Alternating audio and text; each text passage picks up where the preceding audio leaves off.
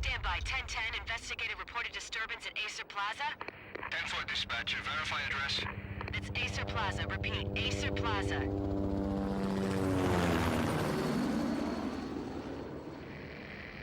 Shots fired on the rooftop.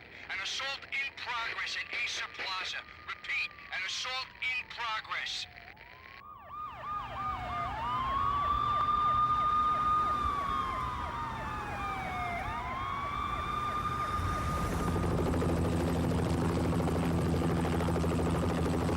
It's a war zone down here. 1085 dispatcher. Need additional units. Additional units now. Officer in danger. Officer in danger. 10-5. Please repeat. 10-5. All units, emergency. Officer in danger. Acer Plaza. Repeat. Acer Plaza. All units. They were all dead. The final gunshot was an exclamation mark to everything that had led to this point. I released my finger from the trigger, and then it was over.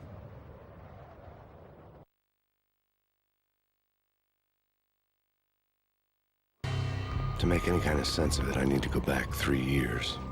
Back to the night the Payne started.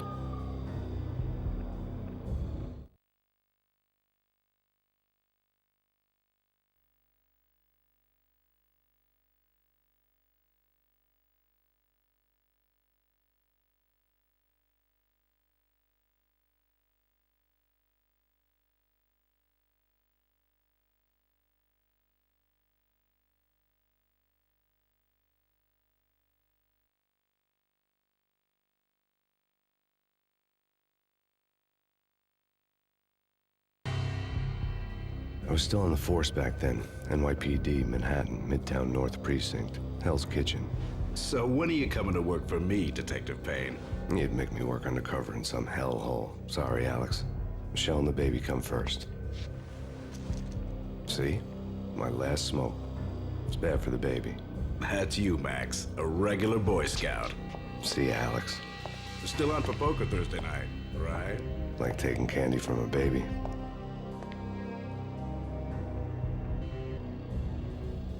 Life was good. The sun setting on a sweet summer's day, the smell of freshly mowed lawns, the sounds of children playing, a house across the river on the Jersey side, a beautiful wife and a baby girl. The American dream come true. Honey, I'm home. But dreams have a nasty habit of going bad when you're not looking. The sun went down with practiced bravado. Twilight crawled across the sky, laden with foreboding.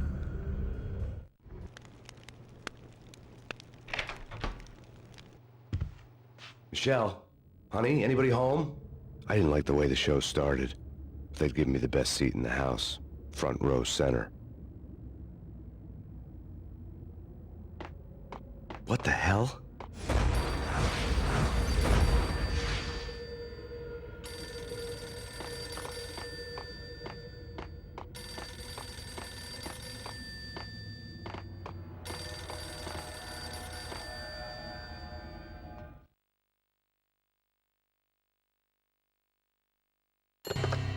Listen, someone's broken into my house. Call 911.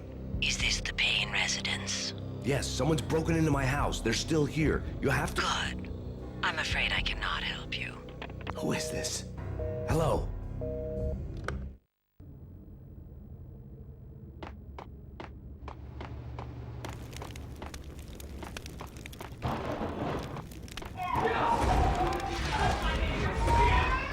Michelle!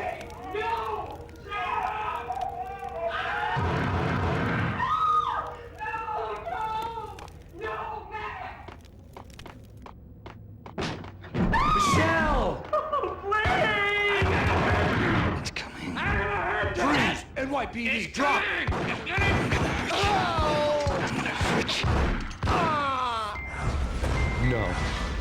No, please, God, no.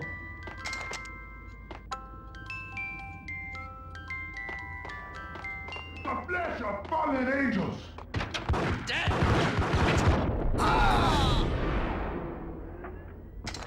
No, God, no, please, Michelle. Oh, baby.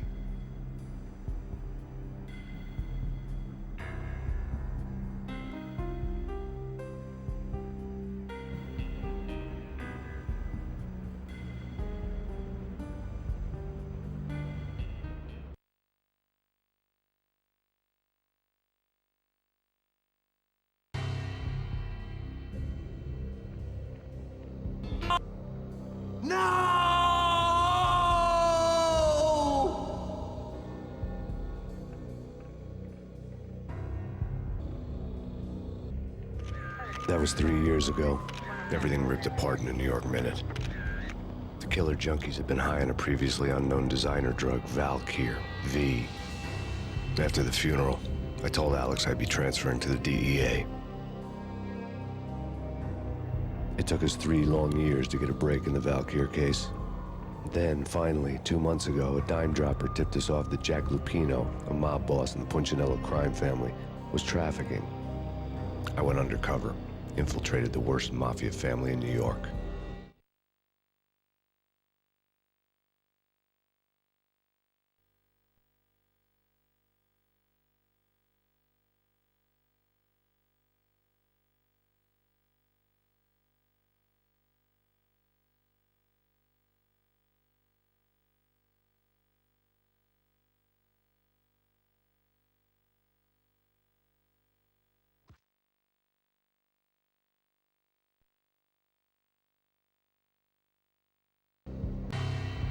I came in from the cold and the dark. Outside the city was a cruel monster. I've been slowly working my way from the small time to the big fish, trying to get to the source of the drug. Alex and BB were my only contacts in the DEA, the only ones in this decrepit city who knew I was down here. BB here. Something urgent has come up with Jack Lupino. You need to meet with Alex immediately at the Roscoe Street station. I hadn't had a face-to-face with Alex since I'd gone undercover.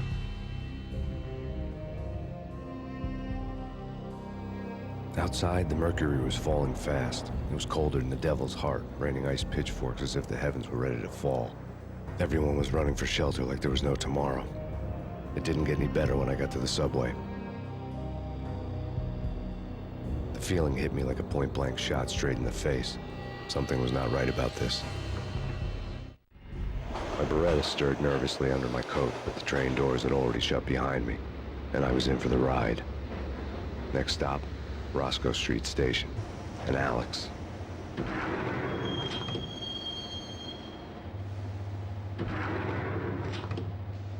The station was drenched in gloom. Alex was a ghost, nowhere to be seen.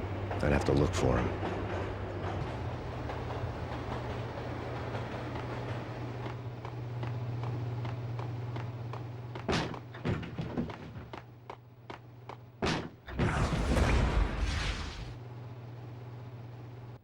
Death was in the air at Roscoe Street.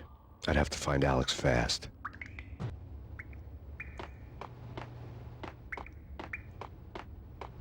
Wasn't Jake supposed to take care of this? He and Mickey are having too much. Hold it! Ah! Ow! Ah!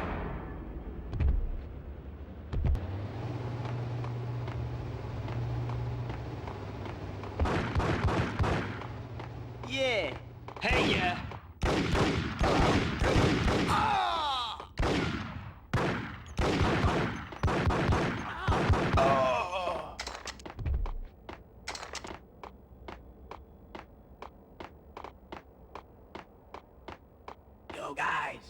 Yo, guys, hey! What the hell? Oh!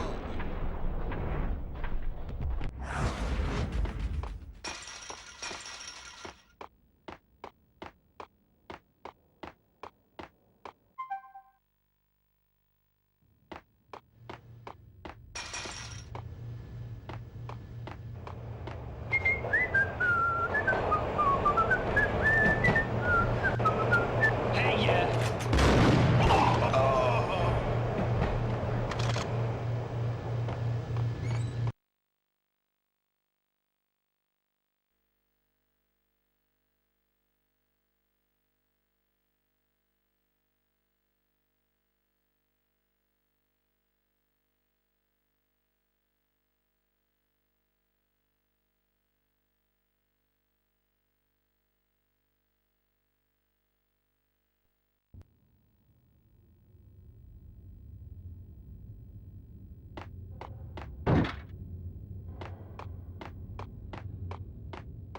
Did you hear something? Nah, take it easy. What the hell?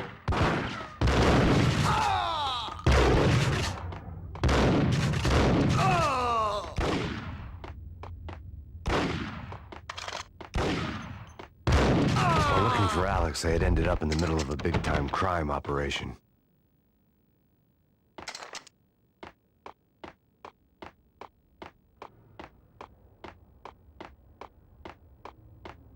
Kiss it goodbye. Who the hell? Ah!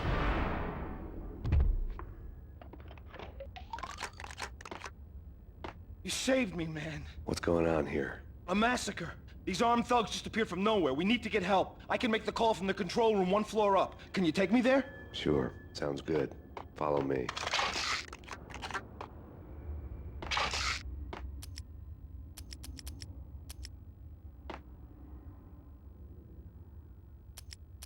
We need to go and call help.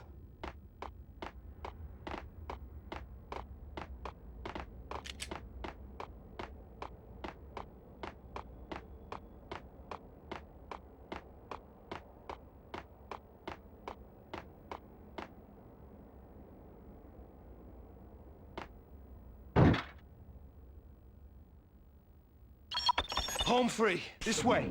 Hey, yeah!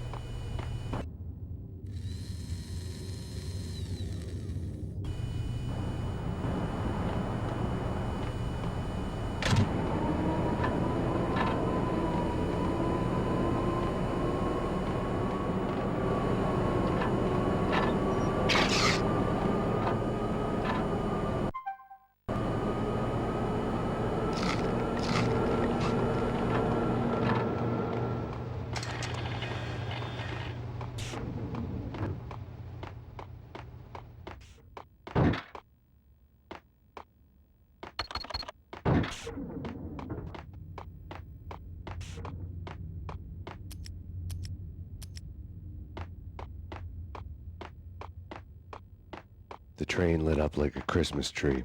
Power was back on.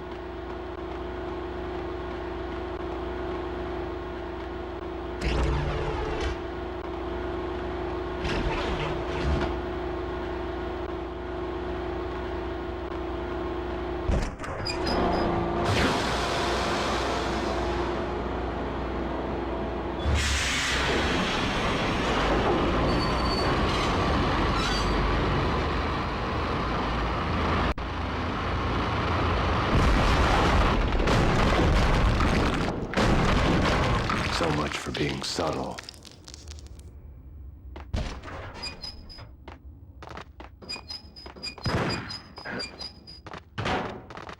Yo! Hold it!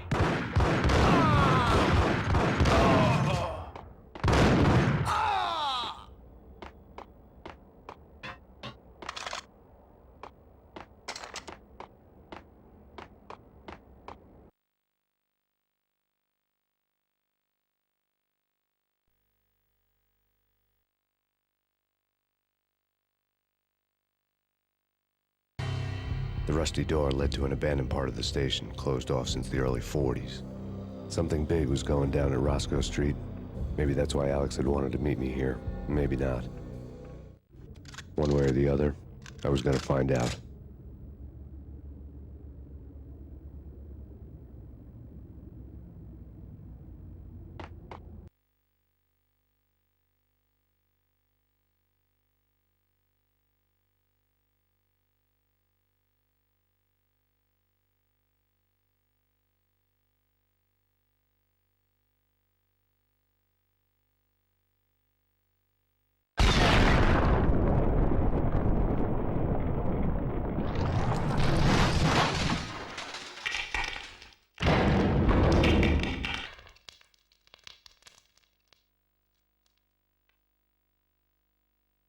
hold it! Max, Jesus, you almost gave me a heart attack. I nearly shot you. Alex, am I glad to see you? What the hell's going on? There are more corpses here than at the city morgue. It's an armed robbery, a tunnel job straight to the Roscoe Bank vault through the old station wall. Is this why? This is Lupino's gig? This is Lupino's doing? Lupino's men? Really? You sure know how to pick a place. Can you get through? No, it's locked. We gotta get out of here. If it's Lupino, it's... Alex? Alex! There was nothing I could do. He was dead. I could tell by the empty, accusing stare of his eyes.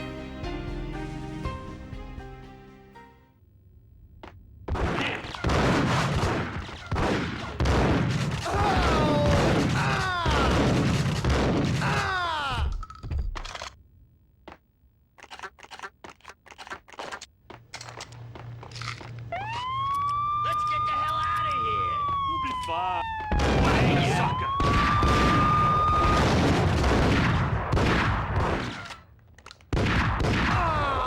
Got him down!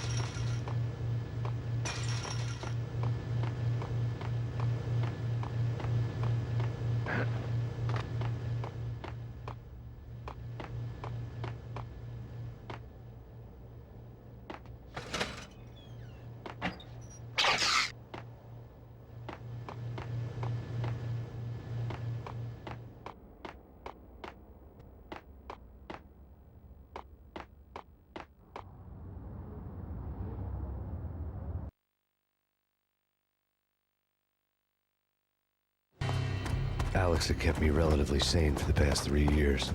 Now I didn't know how I felt. Somehow he had stumbled upon something big and ended up stepping on Jack Lupino's toes.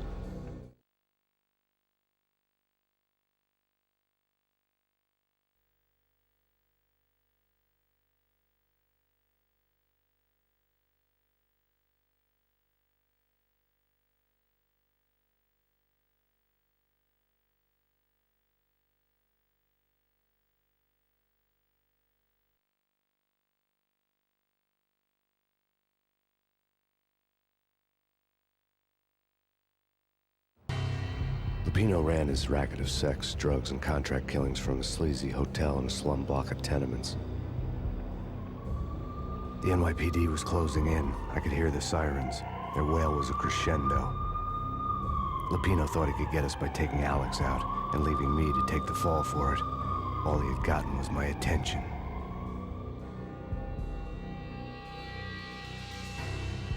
I went for the hotel first. It was a sad old thing with flickering lamps and faded colors, cheap mobster punks and tired-eyed prostitutes. I walked straight in, playing at Bogart, like I'd done 100 times before. The place was run by a couple of murdering mobsters with shark smiles. The Finito brothers. Ladies and gentlemen, it's the Payne in the butt. Payne to the max. You're killing me. Did you make that up yourselves, or you get some wino downstairs to come up with it?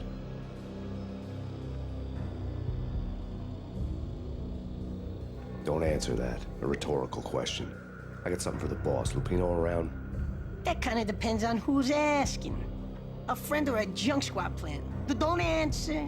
It's one of them, how do you put it, rhetorical questions. Lupino ain't here, but he says bye. Lupino wasn't in his cheap hotel. Instead, I ran into the Finito brothers. My cover had been blown. The door slammed shut behind me. And then I was dodging bullets like raindrops. Payne in the butt. Ha ha! Payne to the max. Junk squad pig. Got a ticket to Marble City for you. Be first and lying down. Freaking A.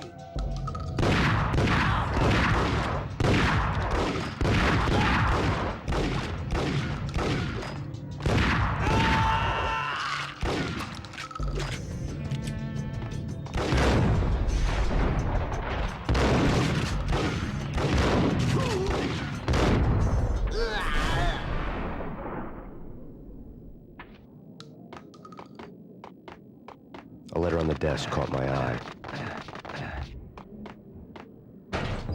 Bosses! Everything all right? Bosses! Joey! Virgilio! You all right in there? They're not answering. Call the others. Tell them to come quick. Okay, but we can't wait for them.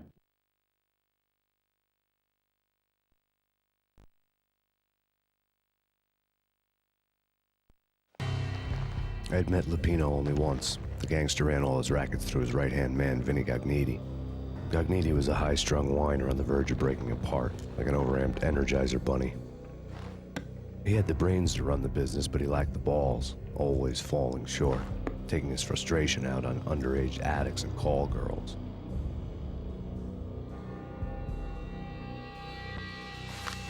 The V deal goes down at your hotel. Jack's exact words, quote, "Vinny, you're in charge of this one," unquote.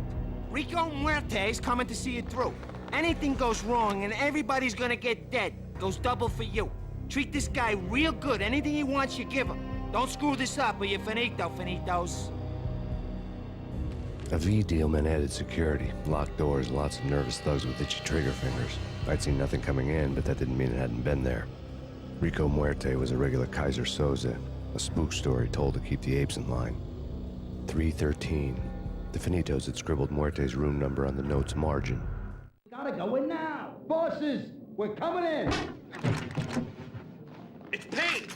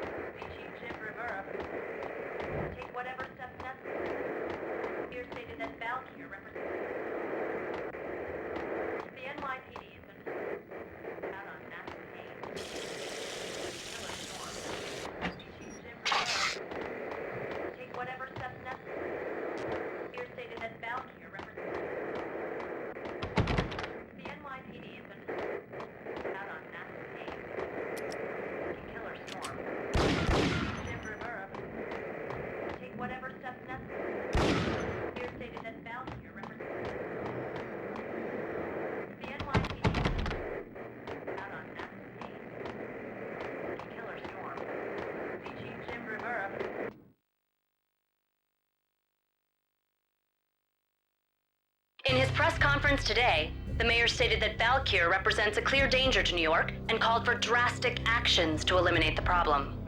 On today's top story, the Valkyr crisis worsens with the murder of DEA Special Agent Alex Balder.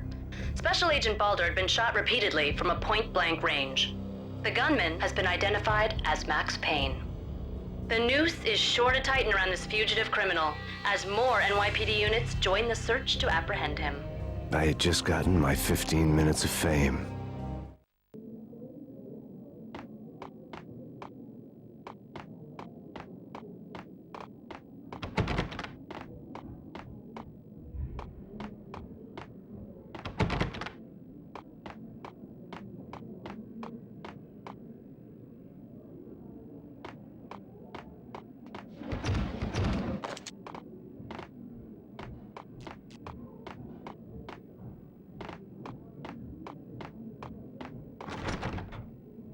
Getting out was not going to be easy. The staircase was locked and the elevator had been busted for a decade or more.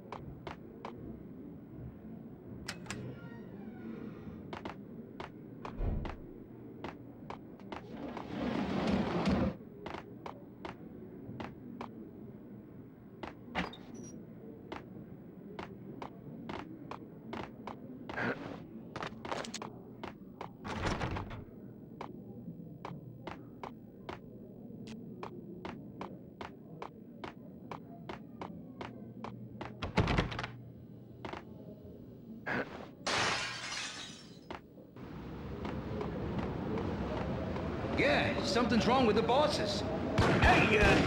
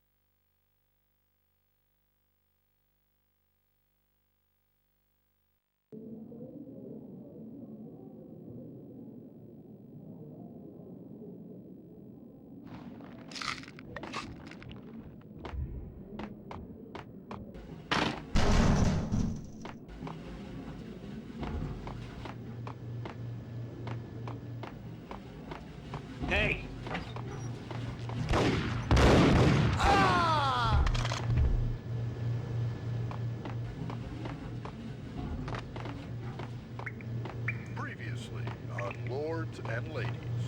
Lady Amelia, Marquis Valentine asks for a vote.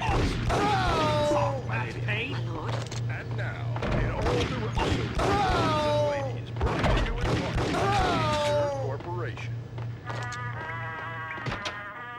Damn. Whack him. My lady. My lord. My lady, there is a matter of great importance I must bring to your attention. My lord, From the very first moment we met, upon the distant forest path, there has been sunlight in the autumn leaves blazing with the colors of your hair. Oh, my lord, you shouldn't speak so. But my lady, I must. My lord, no. I forbid you. This cannot be. This must not be. But why? Piece of crap. My lord. Whack the suckers. My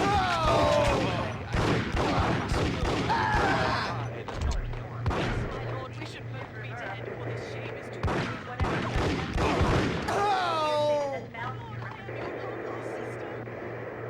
The NYPD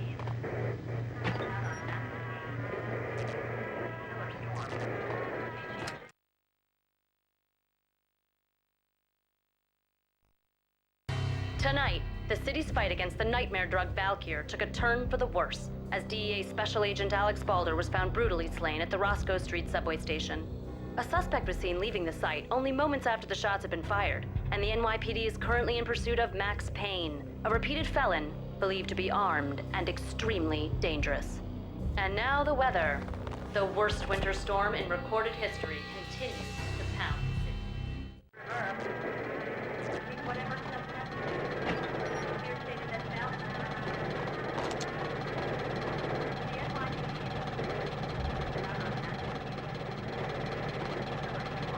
This party had been dead for a while. I couldn't say I was sorry I'd missed the show.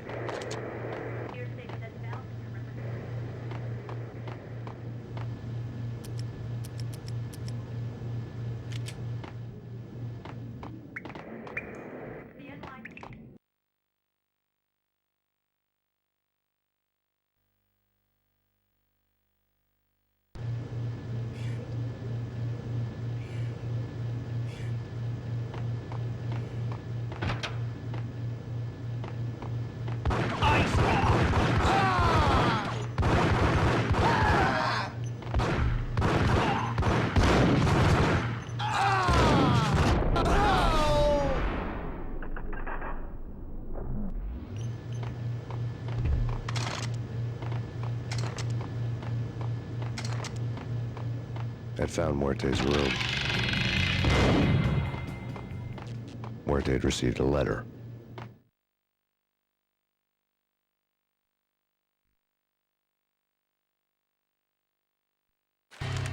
Our investigation had turned up nothing to link Angelo Punchinello, the head of the Punchinello family, to Valkyr. All tracks had ended with Jack Lupino.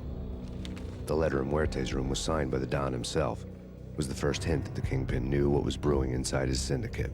The trouble you got into after the Chicago screw-up. The Punchinello family bailed you out.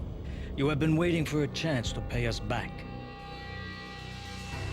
One of our trusted boys has a monkey the size of King Kong on his back. And we need your special skills for backup on a major deal.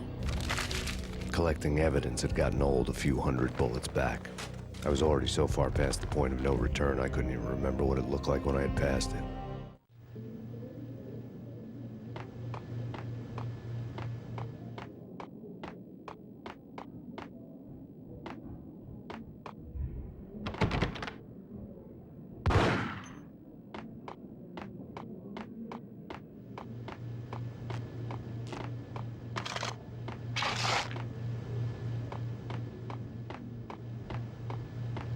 No way. Whack the sucker!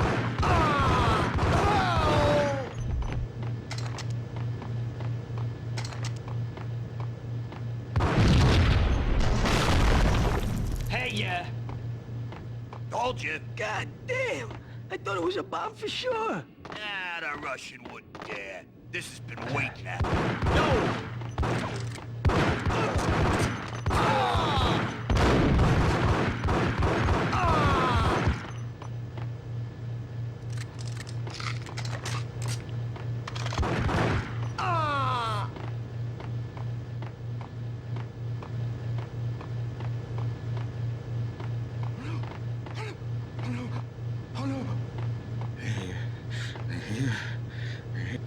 You're gonna die.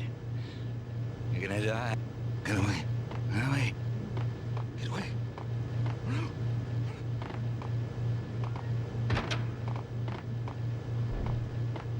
The hooker had left her diary on the table.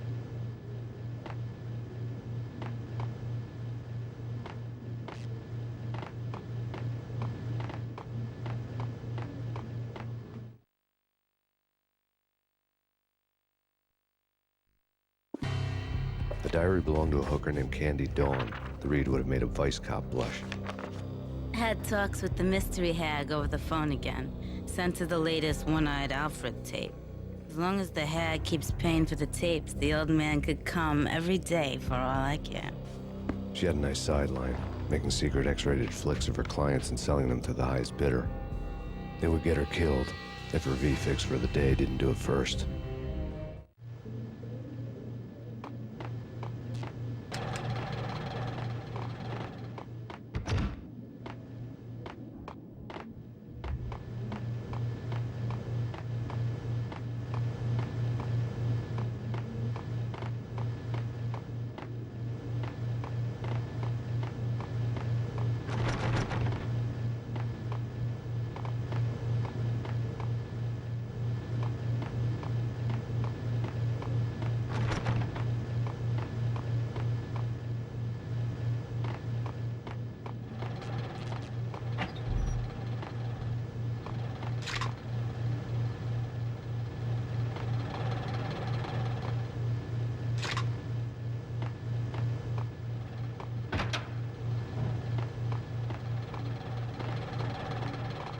What the hell?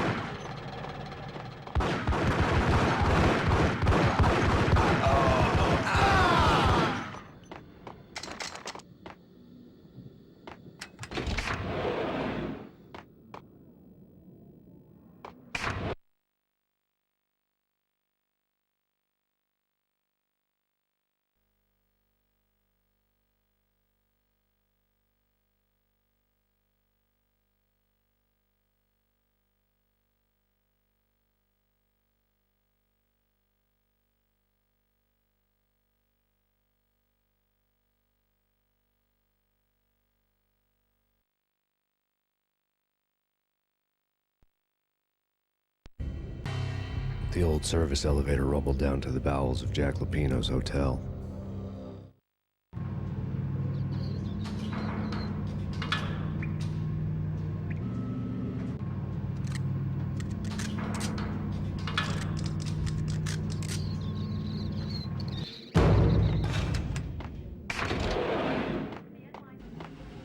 It was freaking crazy. The cops were there.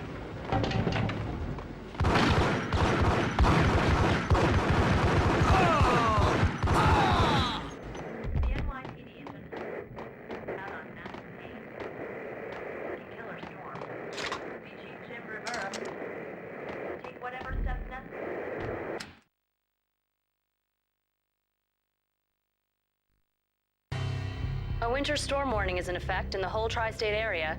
as both freezing rain and heavy snowfall continue. Many roadways are already closed, and people are advised to stay indoors. The severe blizzard has ravaged New York for 3 days now, with no end in sight.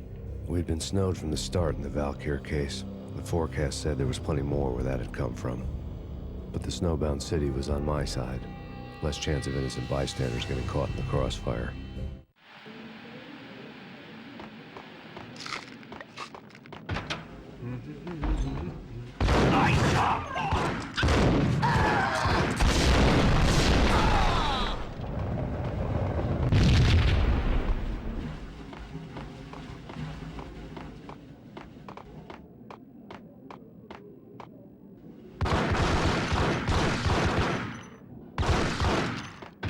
Yo!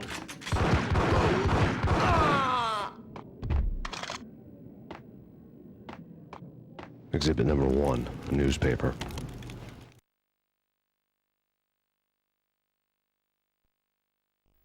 A dead man tied to a chair lay on the boiler room floor. Captain Baseball Bat Boy has an unbeatable track record in superhero death matches. But a 6-pack of root beer gets me every time. The murder weapon was a baseball bat, now lying in a pool of drying blood next to a newspaper folded open on a Captain Baseball Bat Boy comic strip.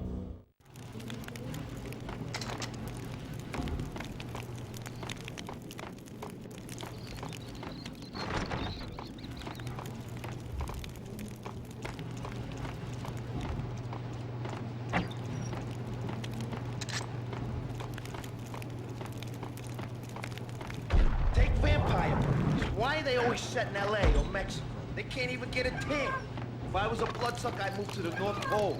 Winter's one long night. Yeah? Whack!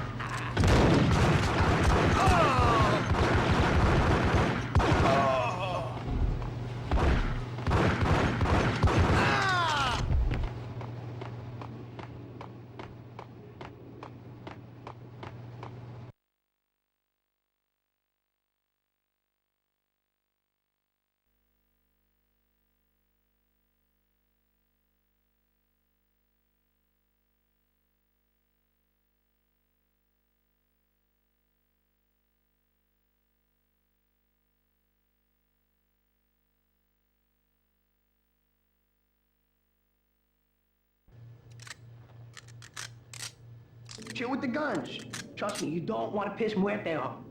Gentlemen, let's do business. Green for green. Cheers.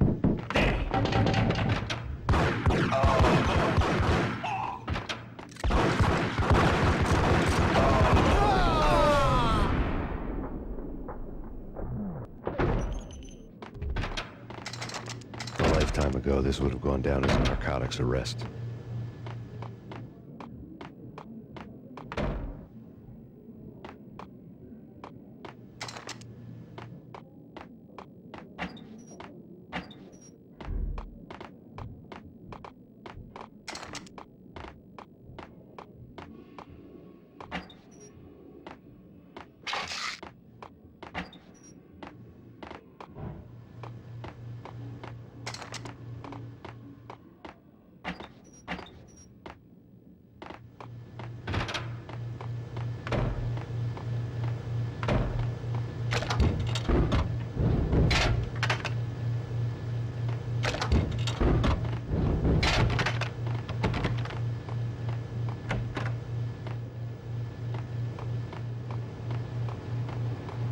I needed a key to get past the locked door.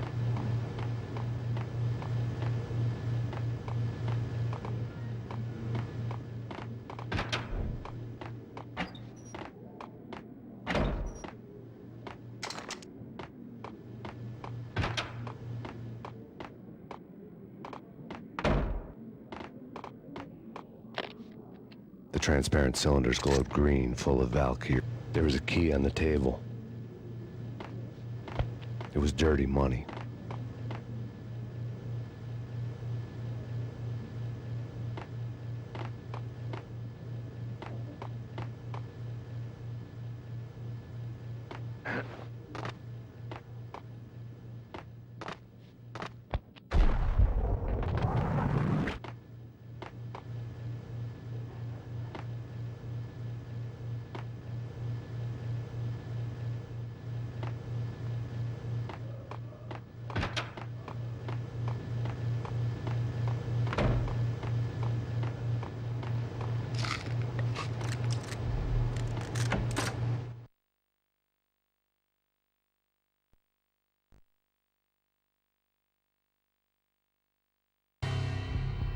Two mad dog killers, ready to murder each other. They step into the next room, and I'm thinking, now they're gonna do it. But no. They sit down in front of a TV and solve their differences with a kung fu fighting video game. I tell you, Candy, I was so depressed, I strangled them both with the video game cadence. Oh, Rico, you're so bad. I am, ain't I?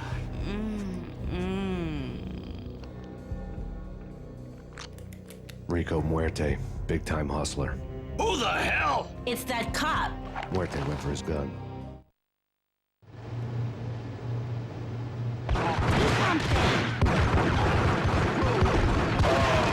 There he is!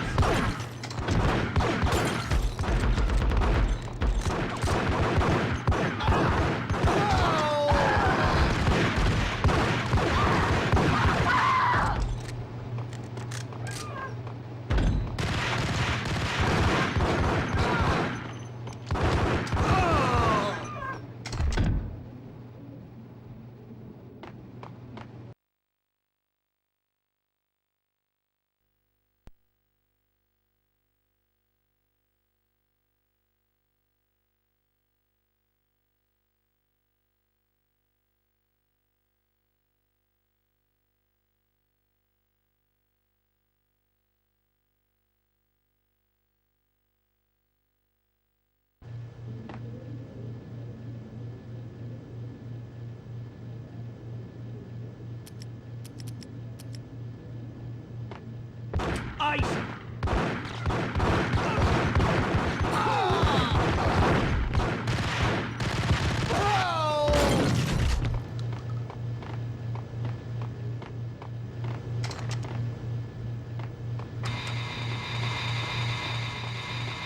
The antique switchboard was...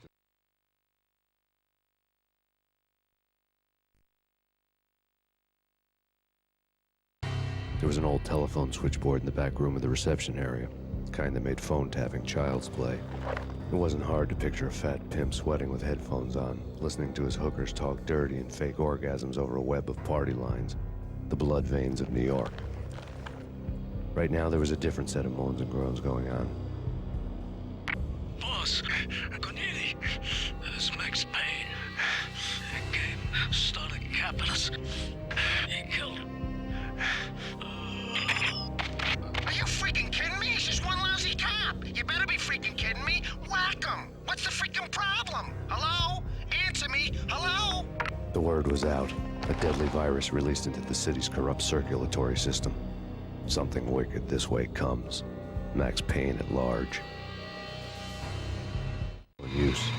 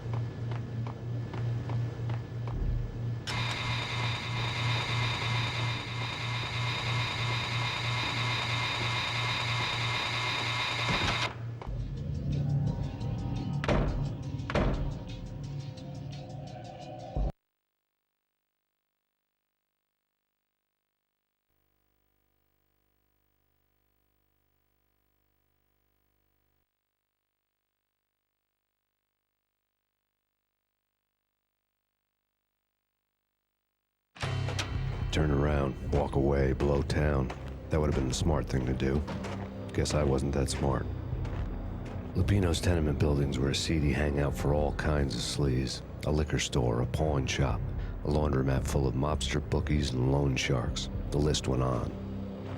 The how and why of it was a mystery to me, but they knew I was a cop. They knew I was coming, and they were gonna get real trigger happy about it.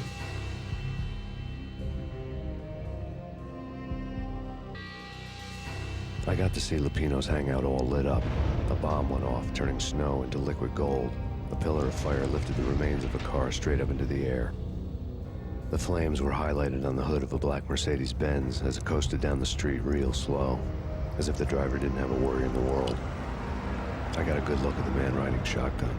It was Vladimir, the head of the local Russian mob, the fly in Don Punchinello's suit. The ringing in my ears was the sound of a mob war being waged.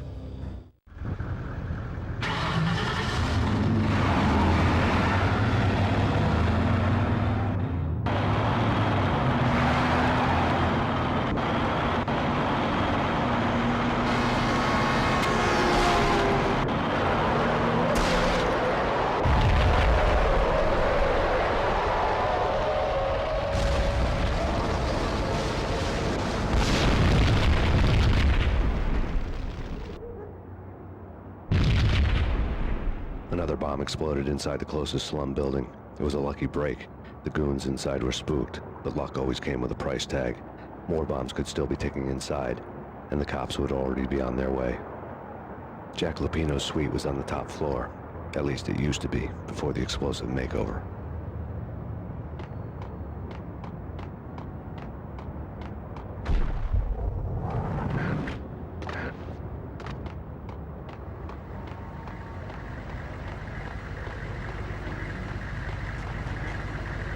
The headlines were a depressing read.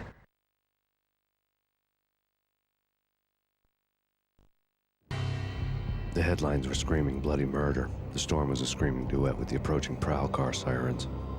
It was all a scream when you were down for the count and wanted for murder.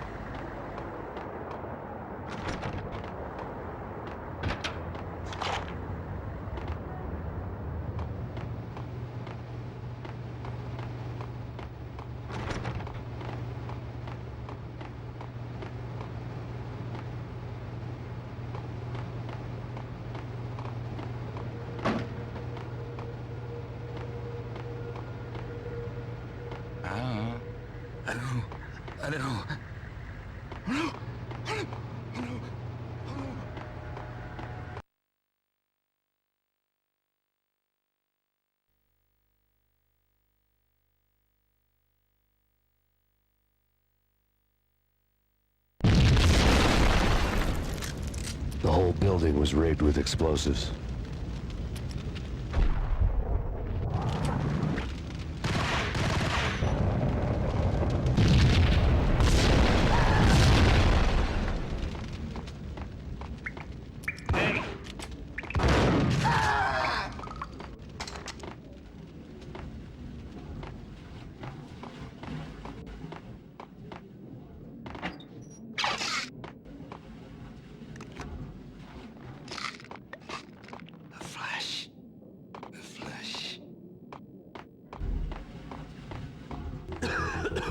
Damn!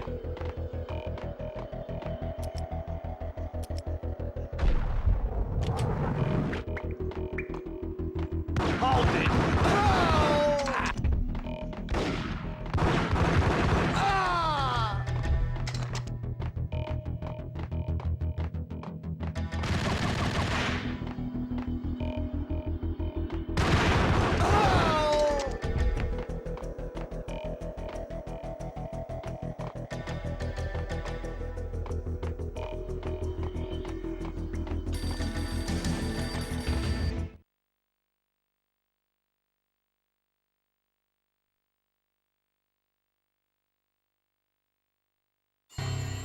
A beaten-up phone in the entrance hall was ringing. It could have been just a junkie in need of a fix, but it turned out to be something more sinister than that. Am I speaking to Mr. Payne? Who wants to know? My name is Alfred Wooden. You must hurry. The police are on their way. Tell me something I don't know. They know you're there. How? And what's it to you? I will contact you again.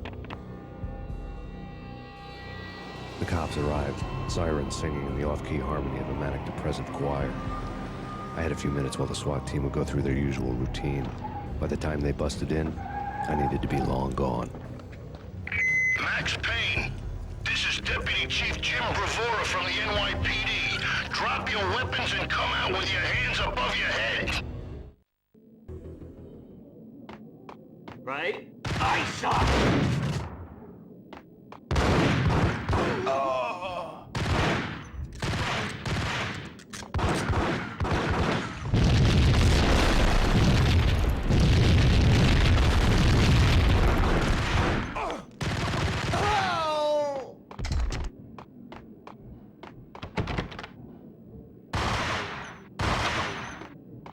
Someone had left a letter on the counter. There was a key on the shelf.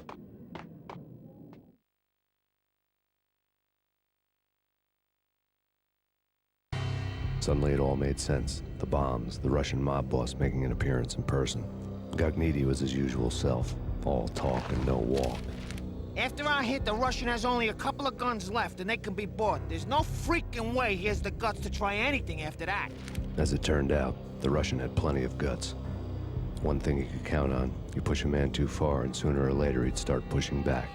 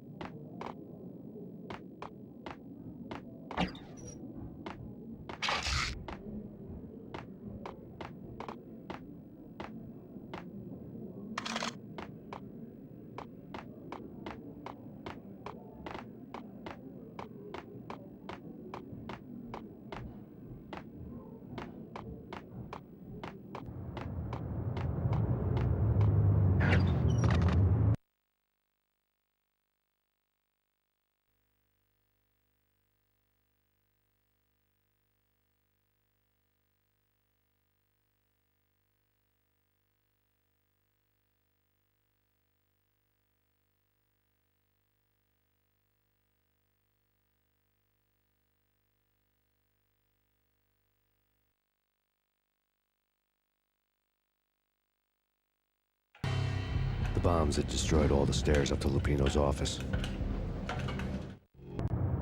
The alternate route led there by way of adjoining rooftops.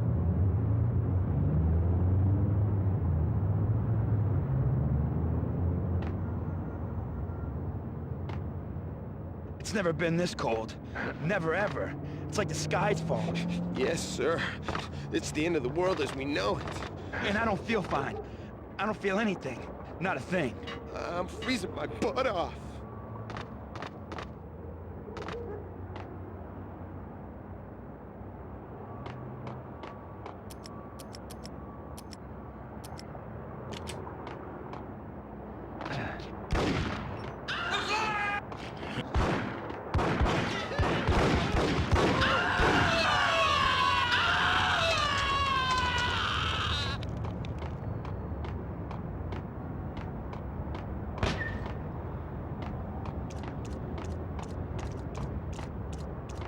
To get to the roof, I'd need to get to the elevator through the locked door up ahead.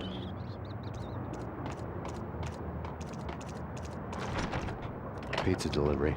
Never seen you before. Buzz off, Joker.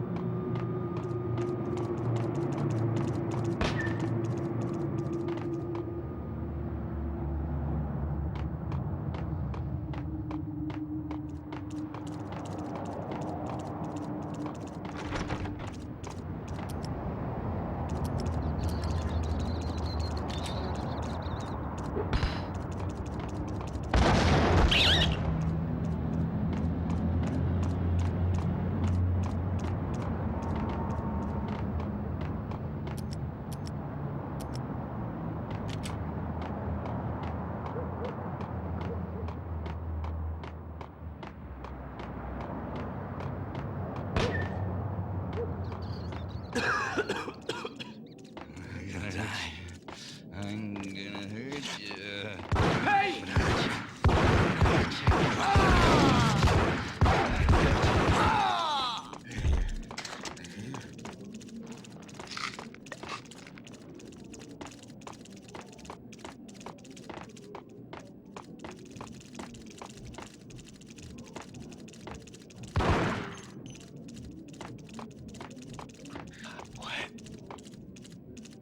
What the hell?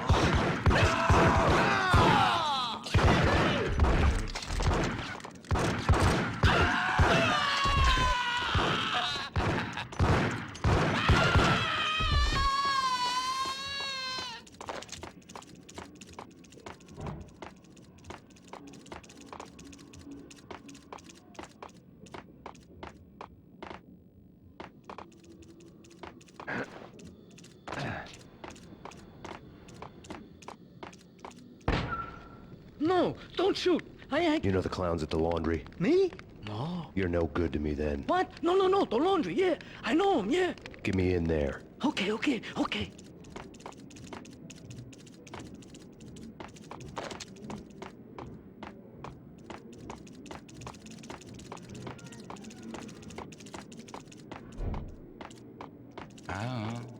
gonna hurt you.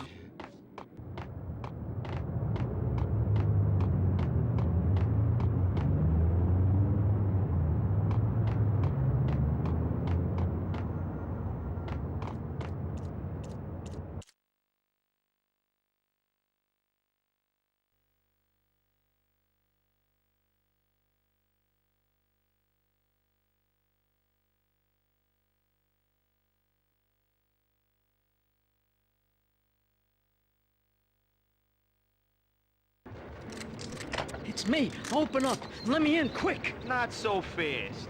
The password. John who? Come on. Oh, okay, John Woo. All right. Come right in. It's a trap! It's Payne!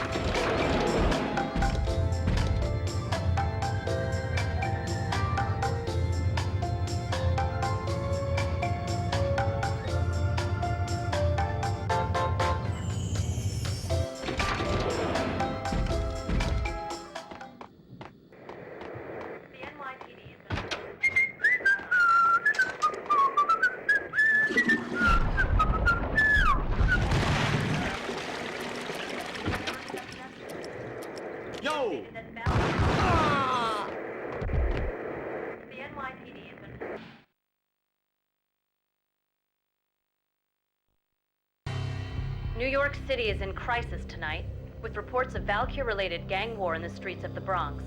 Apparently, Max Payne, wanted for questioning in connection with the slaying of a DEA special agent earlier tonight, is waging a one-man war against his former partners in crime.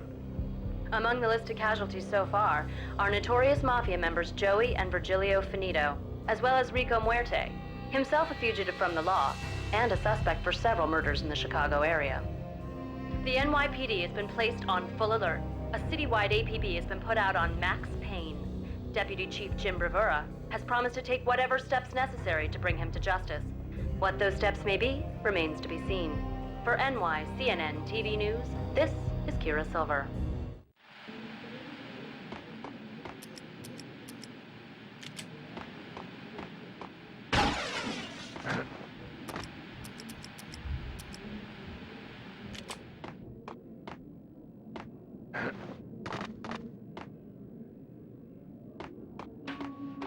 This week...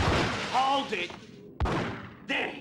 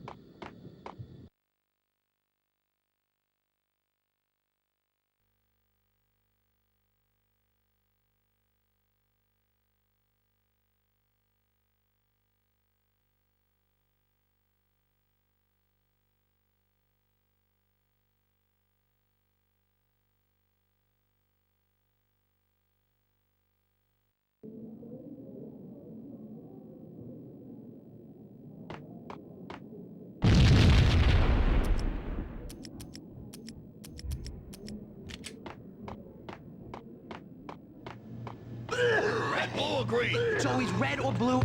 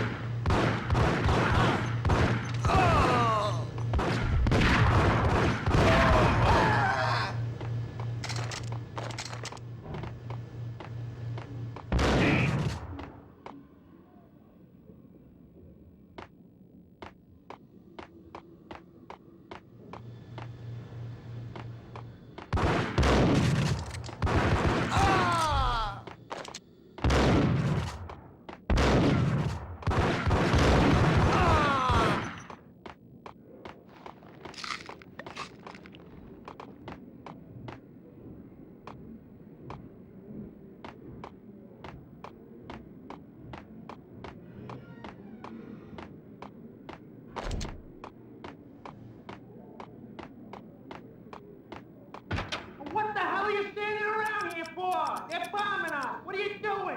You're doing nothing. What are you doing? This is war. Freaking war.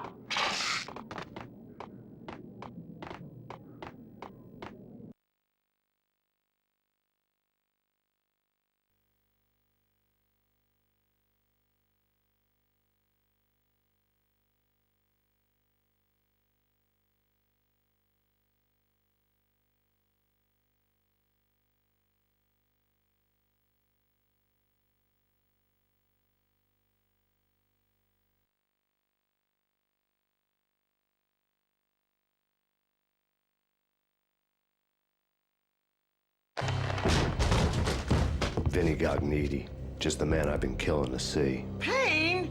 Freaking Fed! I knew from day one there was something screwy about you. What do you think you're doing? You're a freaking cop. You ain't got squad on us. You can't just come in here waving your piece like it meant something. Yeah! Oh my God! Oh God, you shot me! Ah! What the hell are you waiting for, you apes? Kill him! Kill him! With pleasure, boss. Gugnetti bailed. I made like Chow Yun Fat.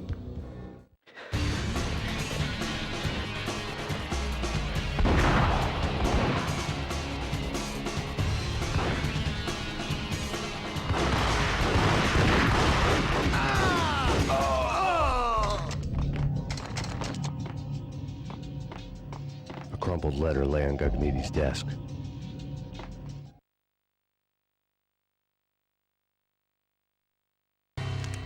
The letter was addressed to Don Punchinello, but Vinny had never had the nerve to finish it.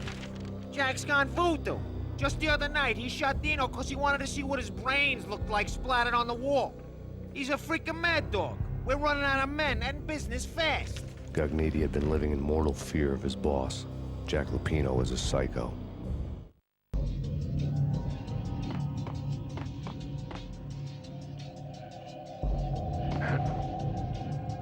Vinny Gugnetti was running scared.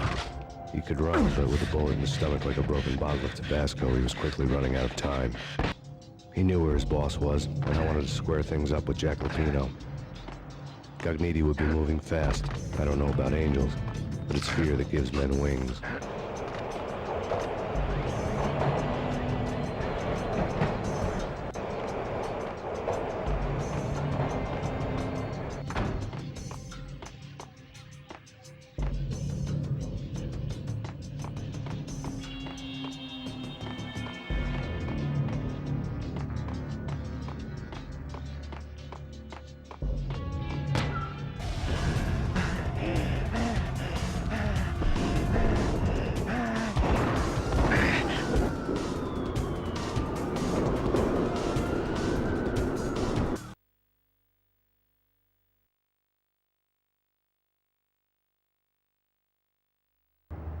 When the train he was riding slowed down, Gugnetti made his move.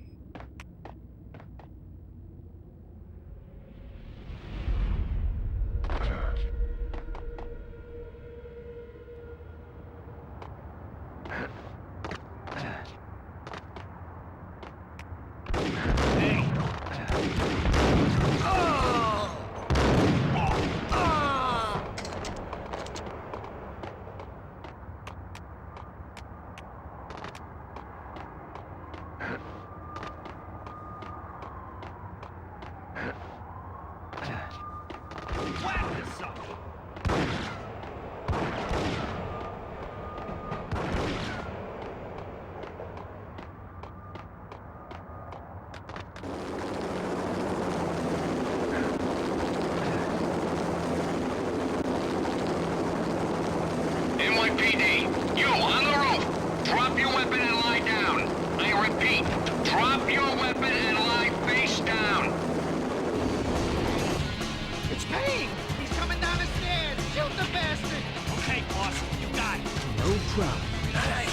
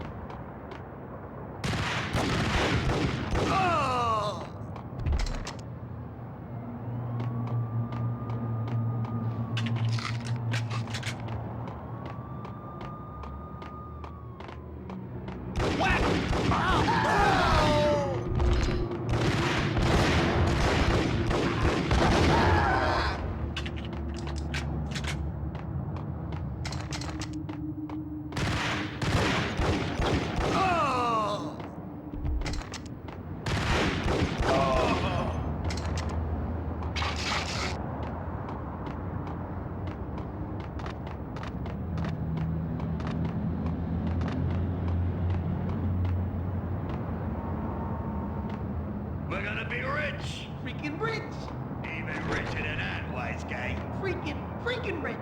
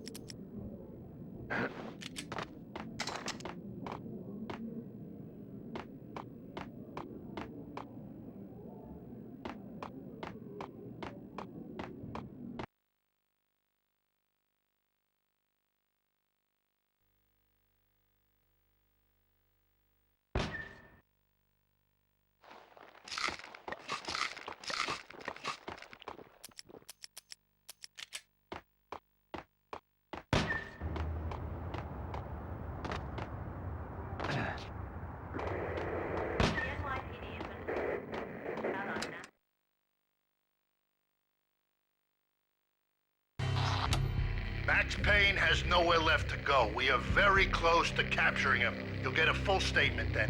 Right now, I've got better things to do, ma'am. That was Deputy Chief Jim Rivera from the NYPD with no further comment at this time. Apart from his suspicious food habits, I figured Bravura to be one of the good guys. Fate had just dropped us on different sides in this. But when it came to capturing me, he was way out of his league. I had already ditched the cops a couple of rooftops back. For now.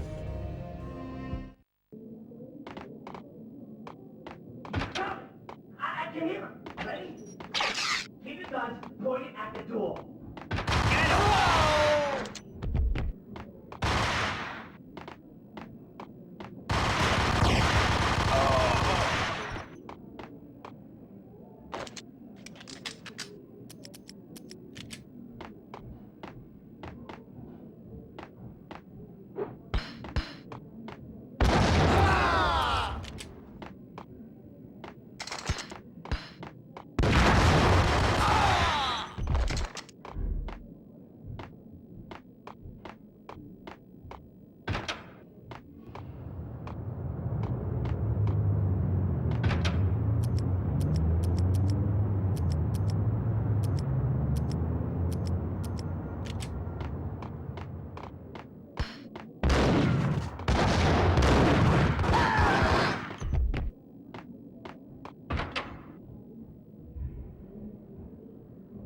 Open, goddammit! Payne! I'll kill you, you lousy freaking cop!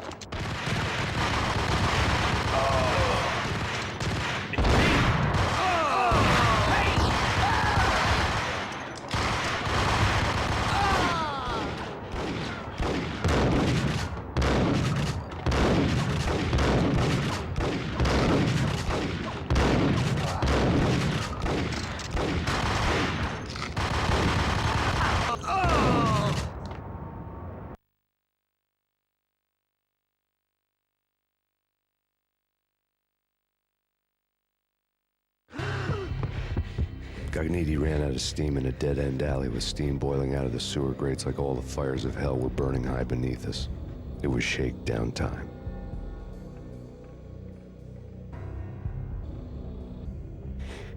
Where's Lupino? Screw you! Bad start, Vinny. Ah! Police brutality! I rate pretty high on that. You can't just hurt me in cold blood? Just keep telling yourself that. Listen good, Candyman. I'm not gonna be anybody's fall guy. I want to know where your boss is hiding. There was no glory in this. I hadn't asked for this crap. Trouble had come to me in big dark swarms. The good and the just were like gold dust in the city. I had no illusions. I was not one of them. I was no hero. Just me and the gun and the crook. My options had decreased to a singular course. I'll tell you, just don't hurt me no more. Lupino's at Ragnarok, the nightclub. Book me. Take me in a whole minute to freaking jail, just don't hurt me. Your rights will be read at your funeral.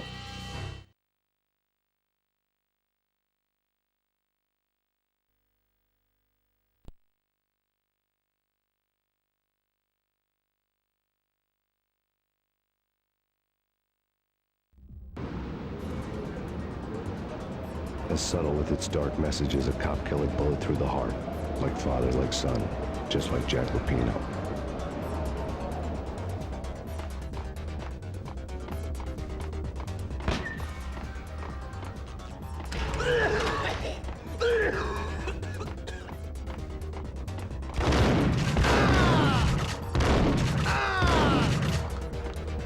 The book had never been a bestseller.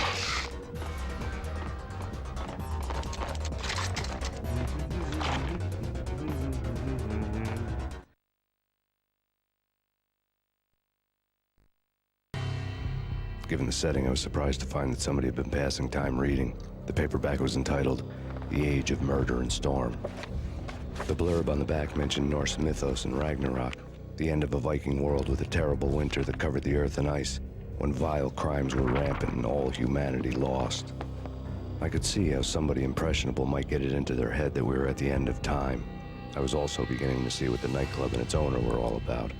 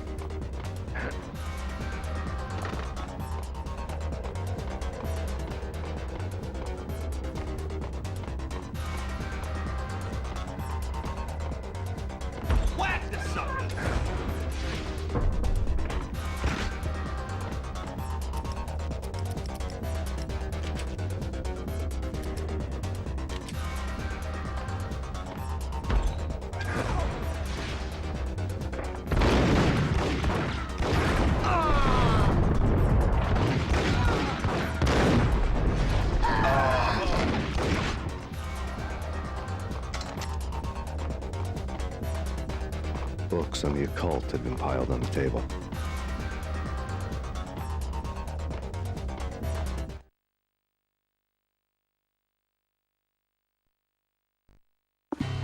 The room was stacked with light reading, such as Necronomicon, Witchcraft, and Paradise Lost. Old exotic titles like Malleus Maleficarum and De Umbrarum Reini Novum Portus. Books with pentagrams on their covers, all dealing with the occult and the infernal, lying between stacks of horror videos and a couple of Ouija boards. The only thing I could take seriously was the thought of Lupino taking it seriously. He had been spending a lot of time getting intimate with the guy downstairs.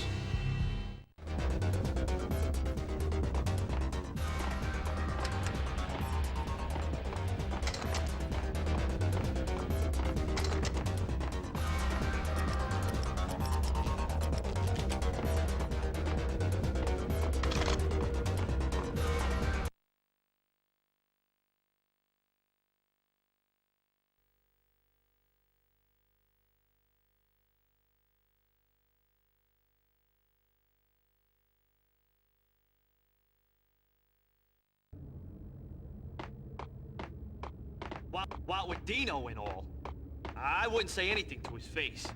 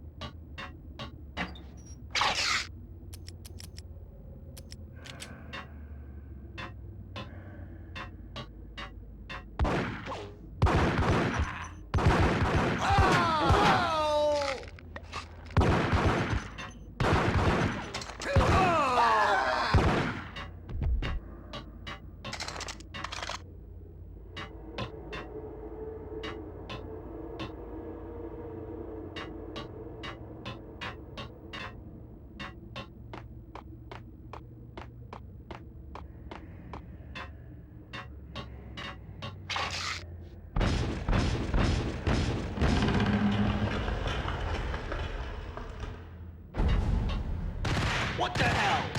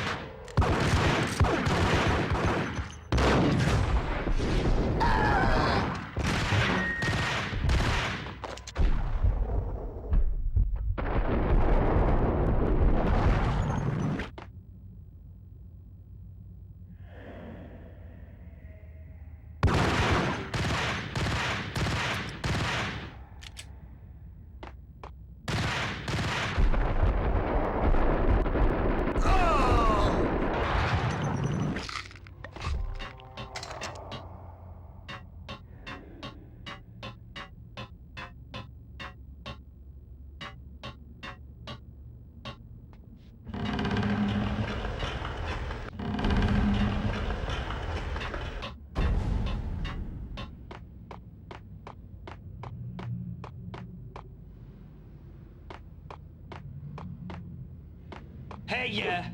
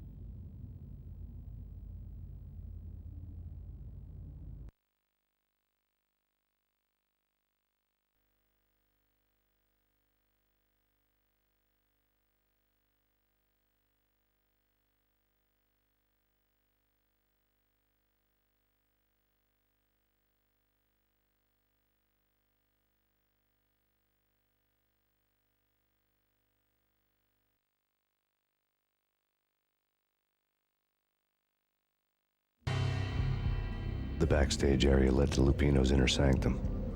The hot air inside was like an invisible wall, thick with incense and something else, a sickly sweet smell that made you gag. This was the rotten core of the Big Apple. Lupino lurked somewhere ahead, like a spider at the center of his web, waiting. The vapors in the air started to make my head swim. Torn pieces of a letter lay scattered on the sofa.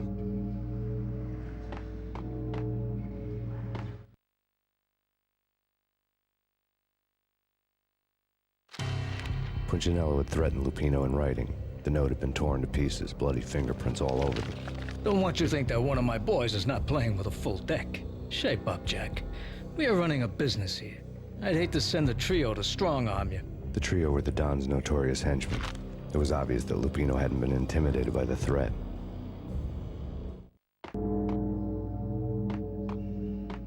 Lupino's notes covered the table.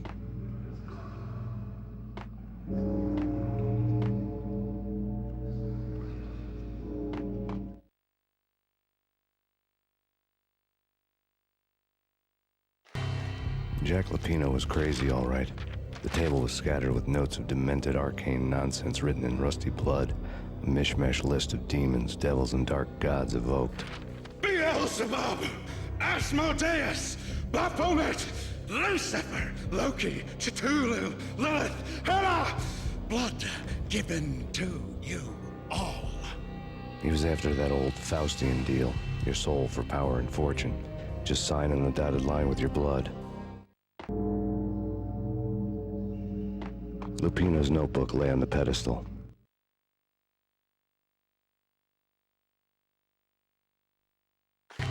Jack Lupino was crazy, all right.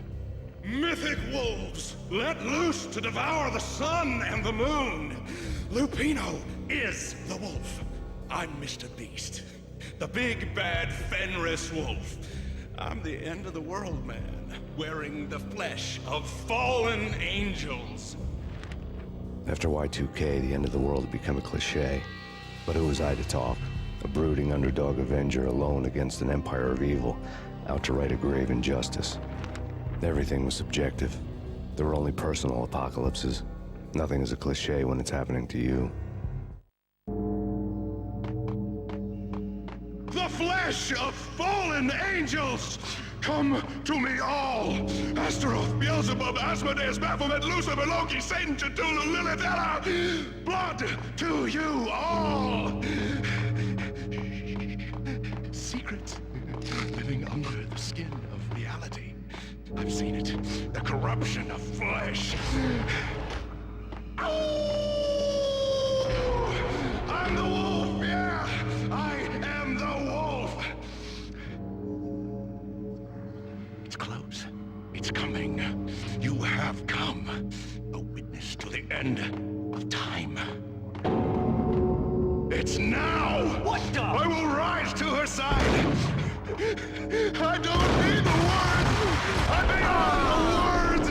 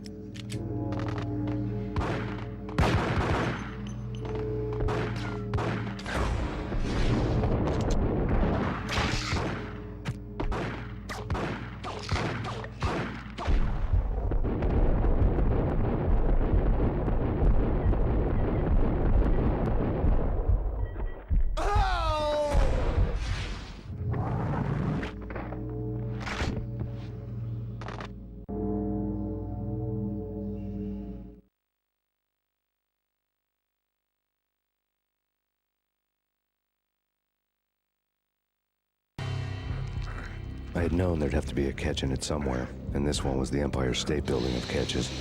Lupino was pumped up and dying to go 15 rounds with a mutant alligator. And then he started this spooky monkey talk, straight from a bad dream. Mine. I have tasted the flesh of fallen angels. I've tasted the devil's green blood.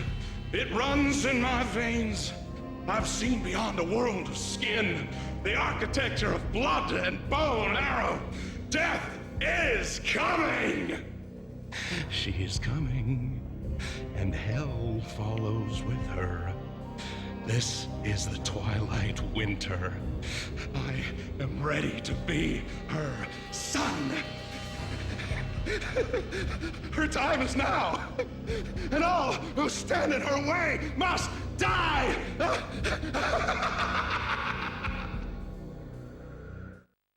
Die! You'll die! You'll die! Now! Oh, die!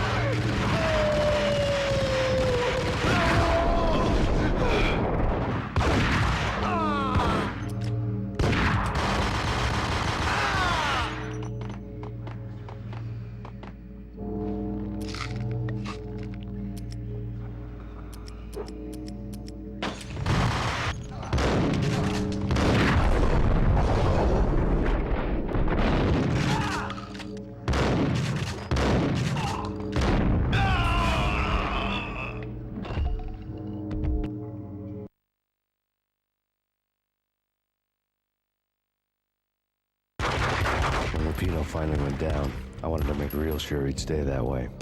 V was a bad monster. Turned them into friggin' zombie demons from outer space. I think he's dead already. Huh? And that's when it happened. But dead or not, you've got the wrong guy. In stepped this knockout femme fatale holding a gun to my face. I returned the favor.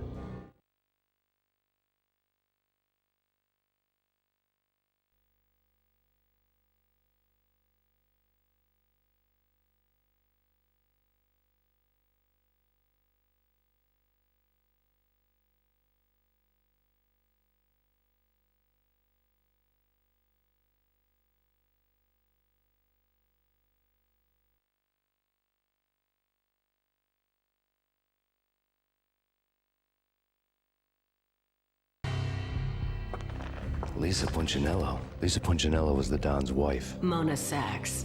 Lisa's evil twin. Your safety's off, evil twin. You might hurt someone with that gun of yours. Lisa's the damsel in distress. I'm the professional. I'd blow you away without batting an eye. Sure, and you can check out my credentials splattered all over this joint.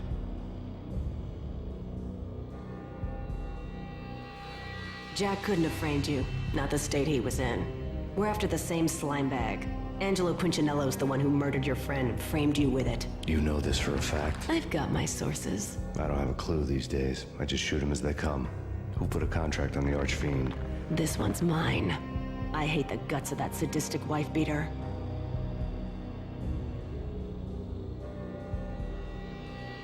Why not pool our bullets for this one? I thought you'd never ask. My finger was starting to twitch. How do you like your whiskey?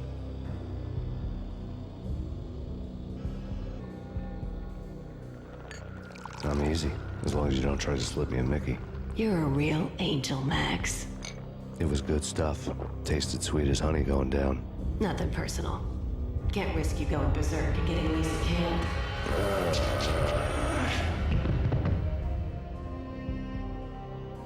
The nightmare was always the same. Violent shapes moving in darkness, old and ugly. The killer's mad laughter was a riddle filled with wicked innuendo. Somewhere, the baby was crying.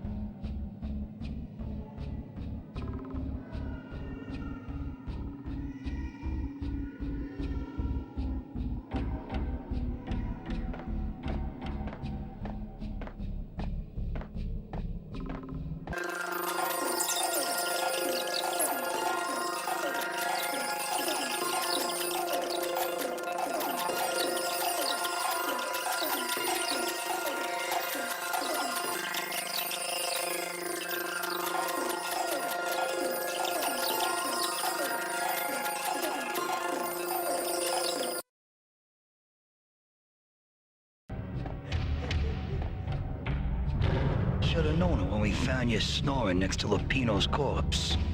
A comedian, huh?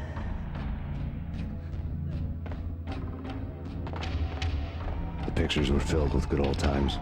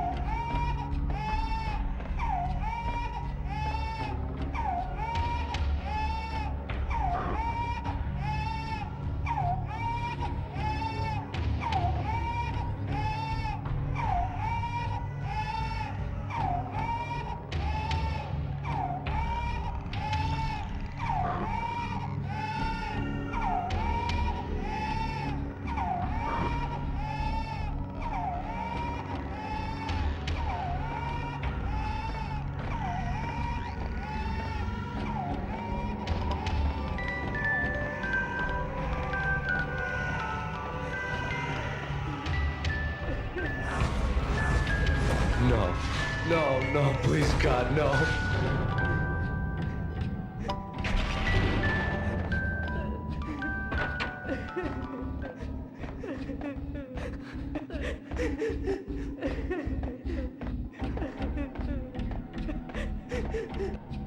Slice 'em, dice 'em, shoot 'em full of holes, blow 'em to bits, vaporize 'em, disintegrate 'em. No matter what you do, they'll still be back, good as new.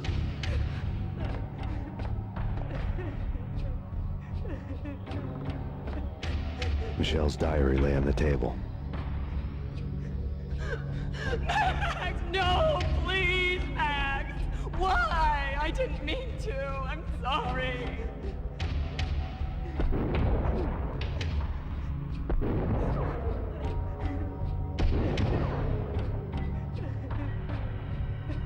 Murderer! You killed her! Nothing like that ever happens in the real world.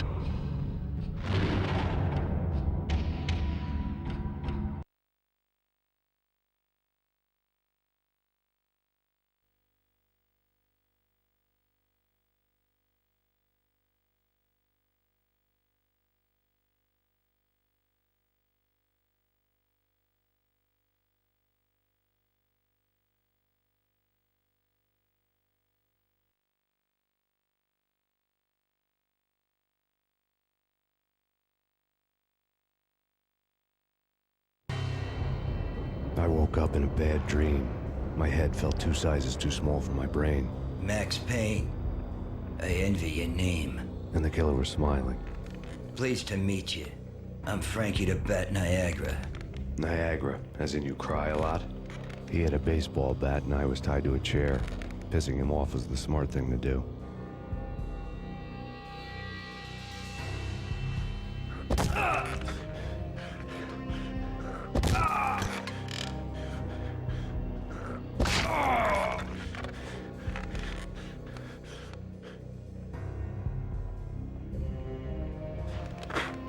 Nothing wrong with a little laugh now and then.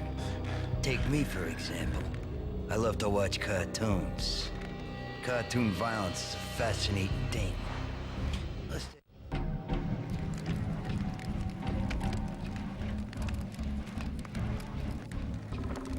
All I had was Niagara's bat, sticky with my own blood.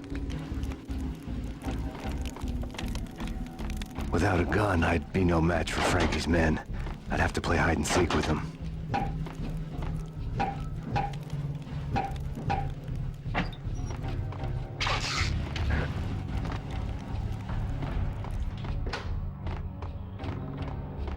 It's Frankie's turn. Hey, what the? Oh! What the hell? Hey!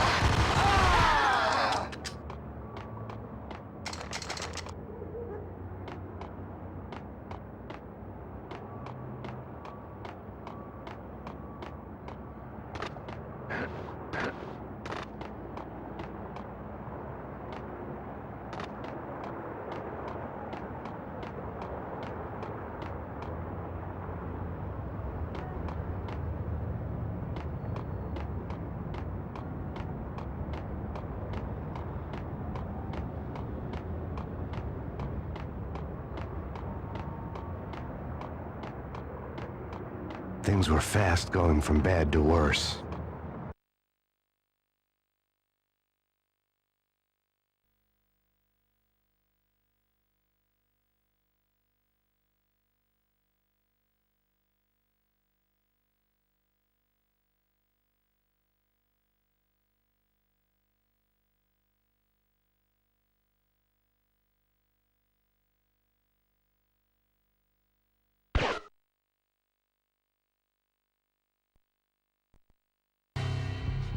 The men in blue had come and gone. They had decorated the place with chalk outlines and tied it together with yellow tape. The cops who had stayed behind were dead. Frankie, his boys, and I had the place all for ourselves.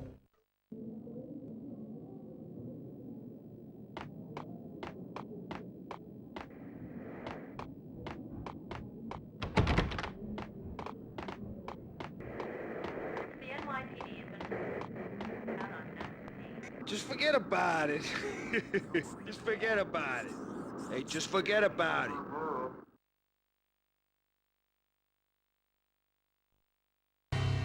Hey, quick. There he is!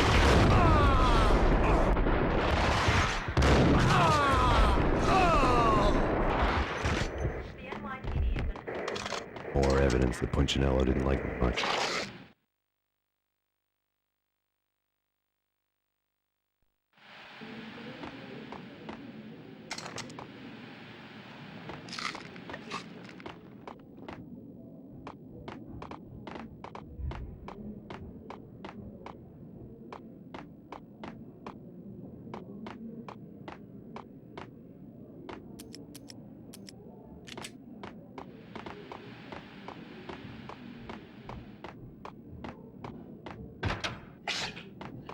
Yo! Oh!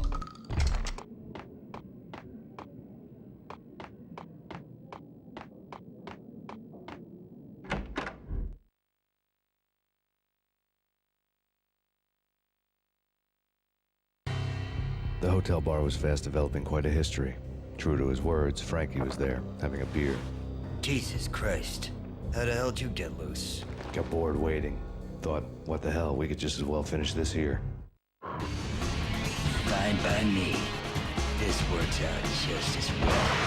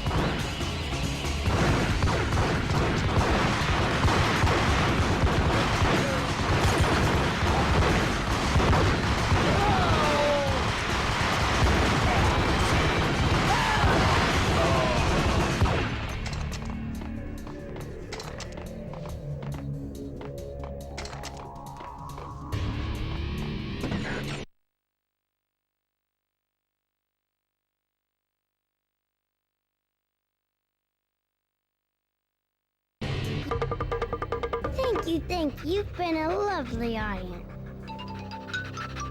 Had enough? I don't play with girls anyway. Unfair!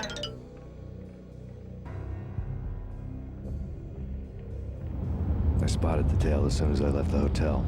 A big black Mercedes. I'd seen the car before. That time it had heralded impressive explosions. Vladimir was back. Bang. You're dead, Max Payne. I might have laughed if I remembered how. What's this supposed to be? Cops and robbers? Look, you want something with me? Get in line. Peace, man. Relax. You know you are a real news item. Armed and dangerous. I am going to make you an offer you can't refuse. I've always wanted to say that. It's a bum rap. I've been framed. Well, that's a moot point. Whatever you did or did not do, I'm sure you had good reason for doing it. Want to hear me out? I'm listening.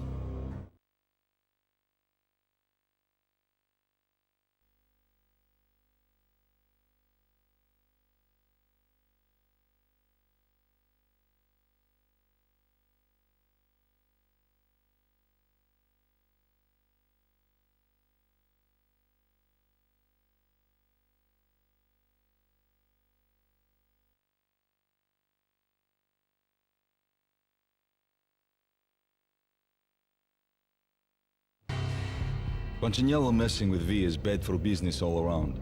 But that's not all. There is this guy, Boris Payne, used to pull jobs for me. He's the captain of the cargo ship Charon.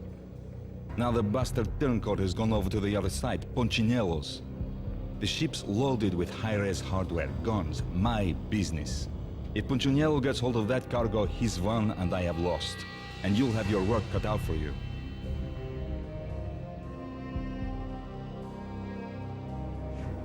If you want to get to Punchinello, you will need heavy-duty persuaders.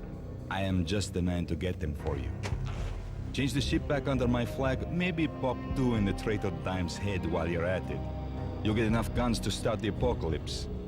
You in or out? Let's get this show on the road. Vladimir was one of those old-time bad guys with honor and morals, which made him almost one of the good guys. None of us was a saint.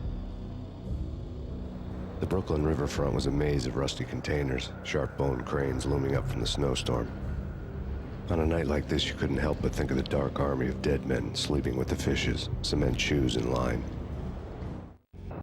No Minotaur lurked in this labyrinth, but somewhere out there, on the clanking deck of his cargo freighter, the skipper of the Chiron was waiting, like the ferryman of the river Styx.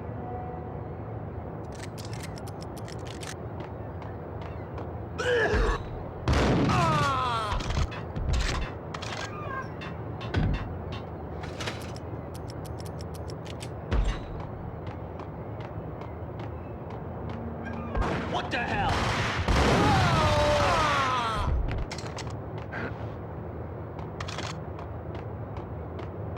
Both of them beat to a pulp. Eyes swollen. Hold it!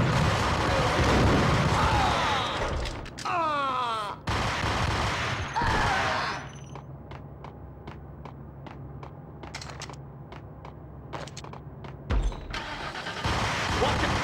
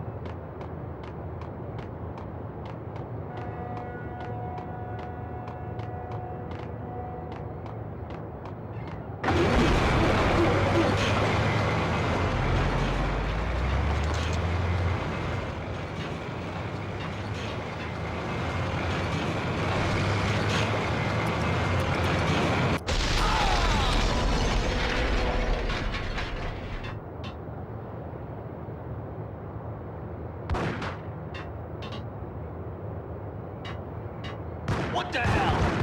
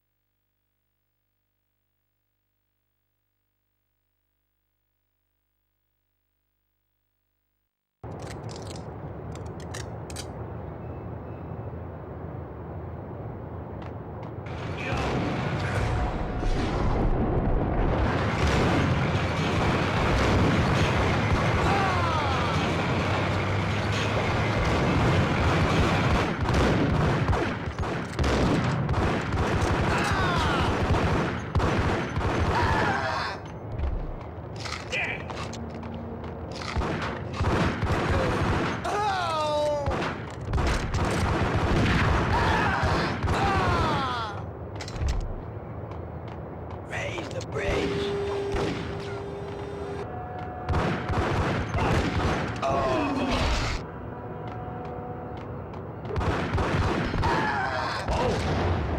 Pico Fuerte? This way. In here.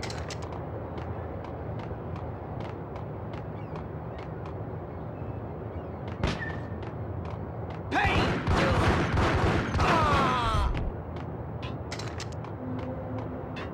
I doubted the letter was a receipt.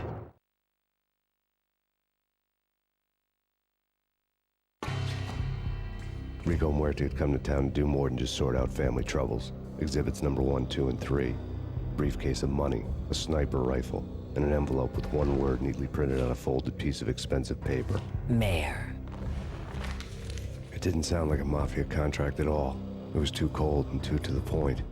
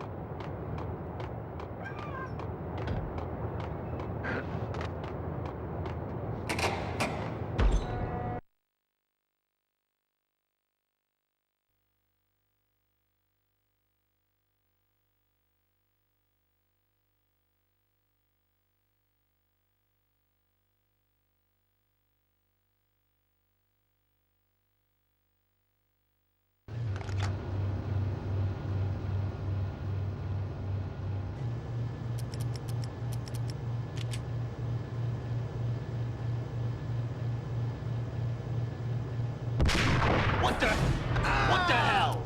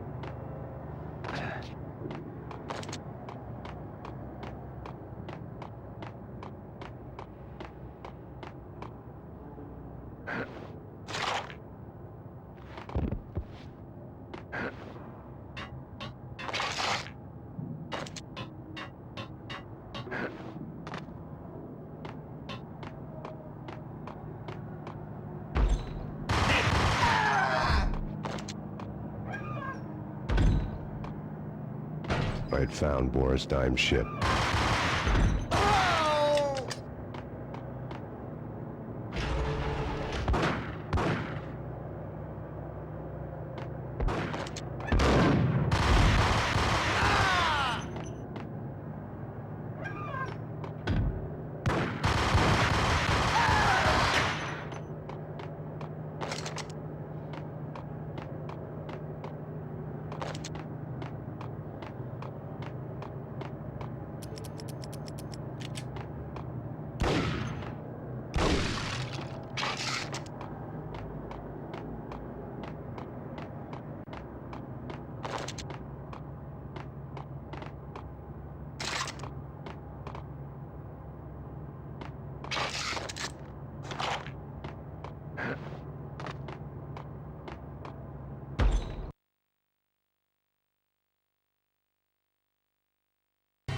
Rust had crept over the sides of the cargo steamer a long time ago. Boris Dime would be on board. I'd have to smoke half of his crew to even get near the gangplank. The guns were probably being kept in the hold, buried amidst the rats and oily water.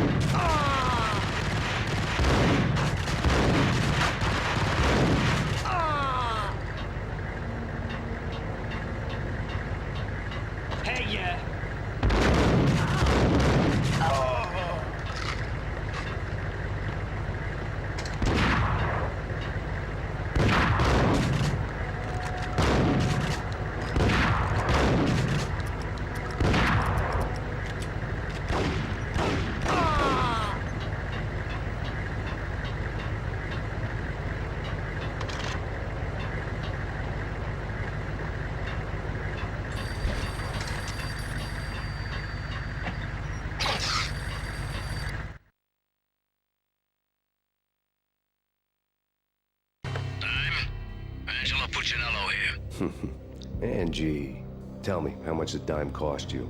I bet it was more than his name. Max Payne. Right the first time. You're dead, punk. You sure you're not confusing me with Boris here? But you are right, of course. Pretty soon we should get together and have a talk. You son of a... Pissing Punchinello off was a dangerous game. But when people get mad, they make mistakes. I should know. That's where I wanted Punchinello, mad enough to trip over his own feet. Preferably into a grave. Dime! Dime! Dime!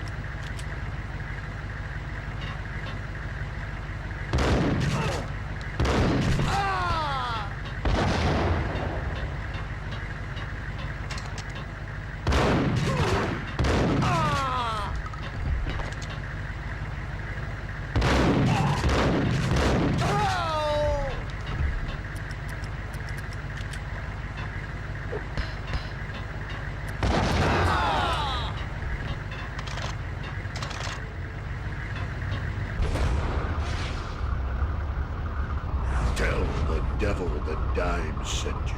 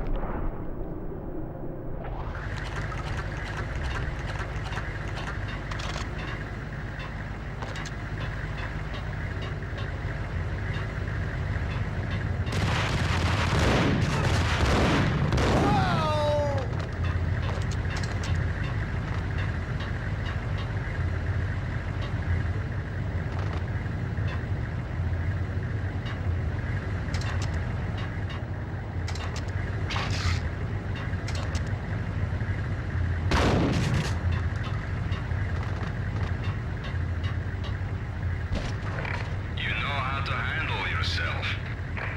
Anybody who says different is calling me a liar. Vladimir here. Collect all the guns and ammo you want.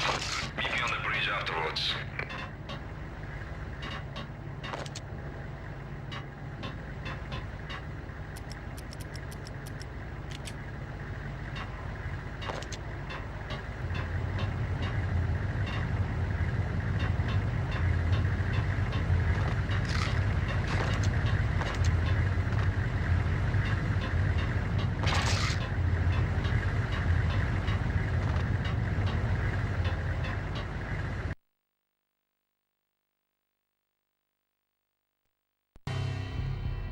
Did you get everything you need? Check. I owe you.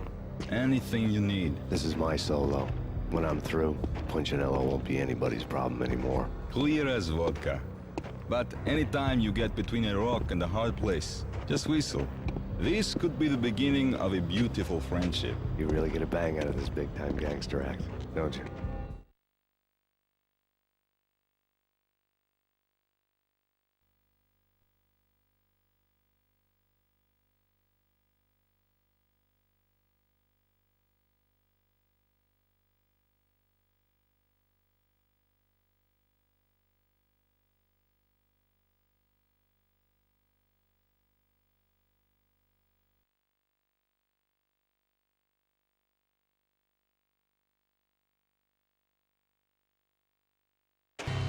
Even with all this firepower, I figured I couldn't get to Punchinello at his manor. I could only hope that he wouldn't pass a chance to hear me beg, to see he's won. This is Max Payne. I want to cut a deal.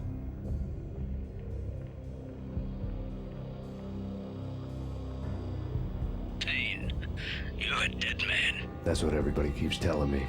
I got your ship and her cargo. I want to meet. No pain, no gain. Capiche? You know my restaurant? Yeah, I know it. 1 hour. Punchinello's restaurant had seen better days. Snow was falling like ashes from post-apocalyptic skies, but that was outside. Things would soon get hot in the Don's restaurant. I knew it was a long shot, Angelo Punchinello actually showing up, but there was no crime in hoping. I knew it was a long shot, Angelo Punchinello actually showing up, but there was no crime in hoping.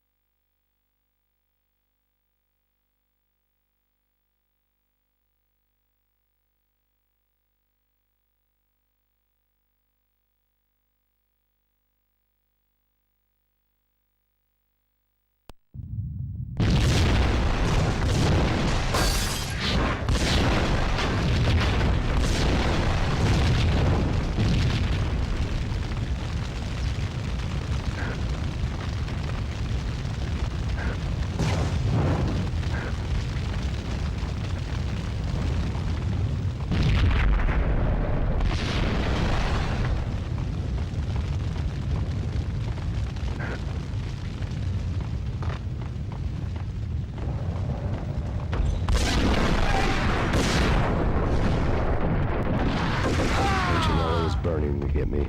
The feeling was mutual. He was trying to put out my flames with gasoline.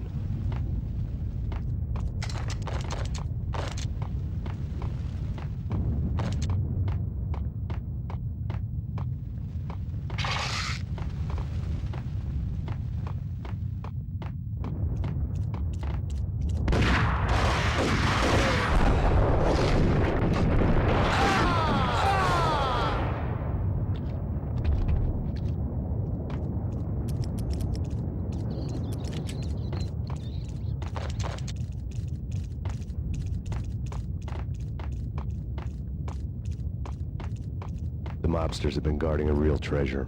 The way out of this disco inferno. It's Payne!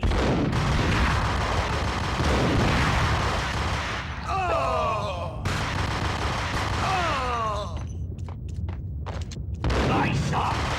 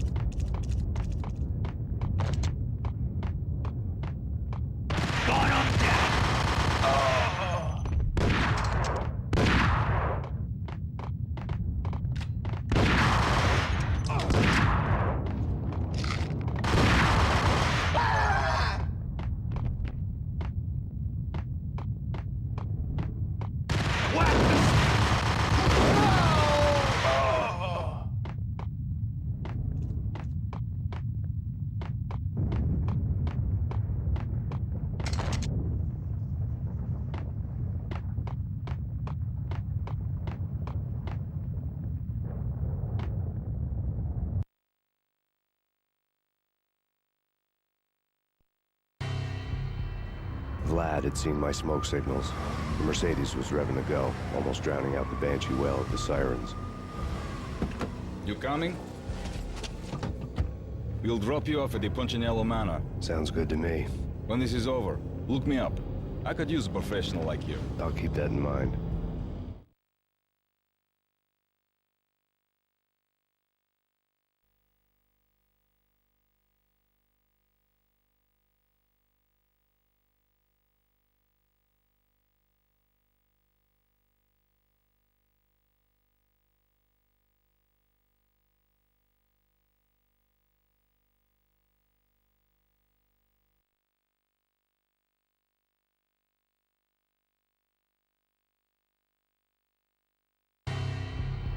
The night groaned with cold.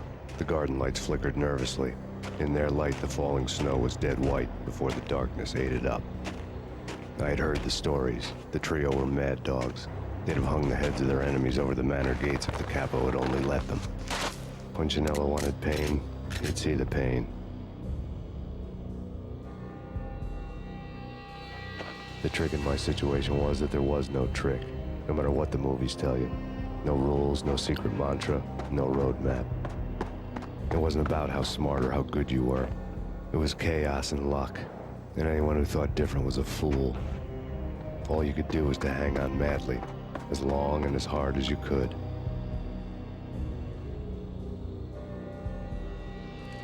Someone had graciously left the back door open for me and killed the guards. My money was on Mona. I knew the trio would be standing between me and Punchinello. I had read their rap sheets, thick as phone books. No one would be walking out of here alive. The numbing cold of the broken night had followed me in.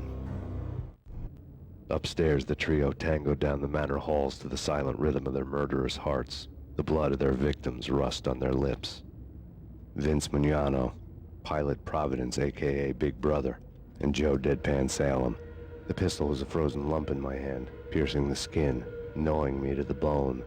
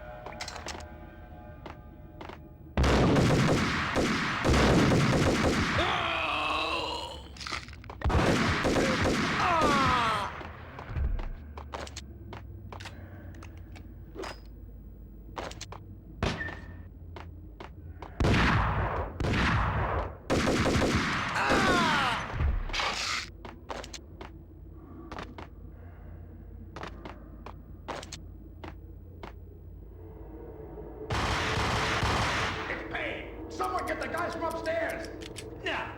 No one's going anyplace. Too late for that.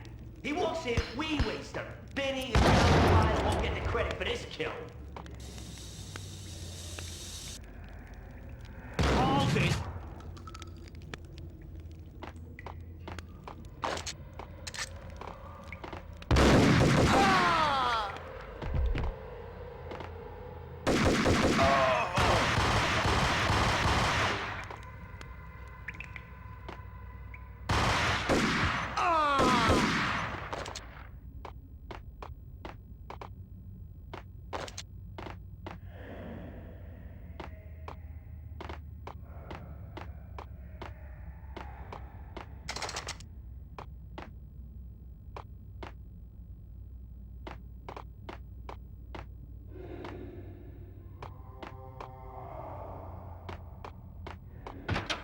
Pilot, he's here!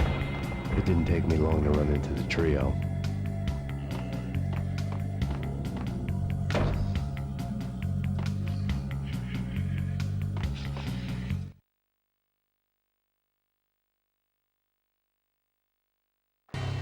The word on Lisa Punchinello was that she was a bit of a witch.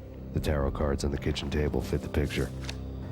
They weren't my kind of cards, but I was willing to take a crack at the hand Mrs. Punchinello had dealt. The first card was the Tower. Maybe that was supposed to be the manor. It got easy after that. The devil was the master of the house, and death was me, coming for him.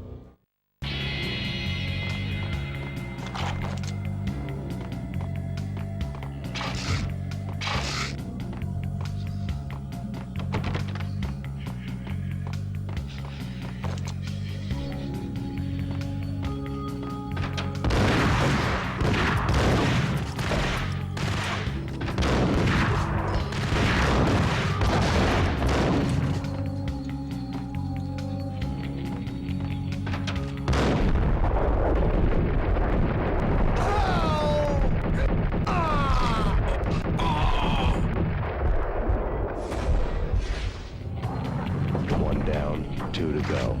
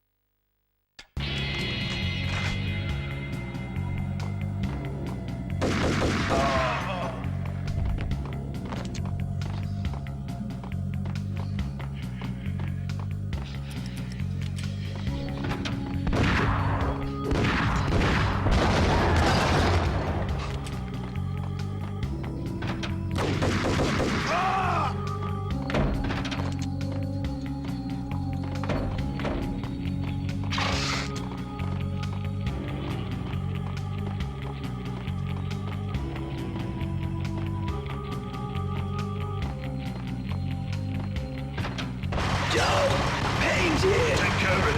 I want him dead.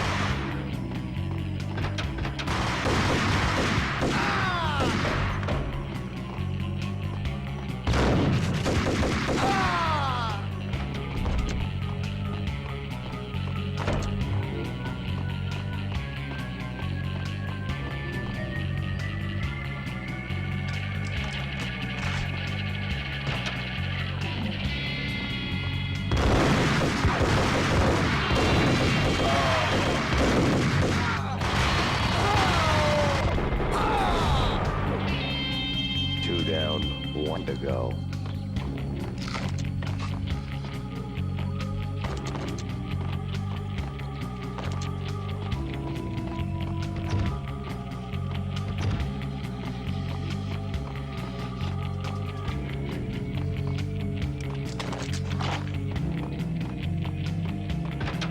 Payne!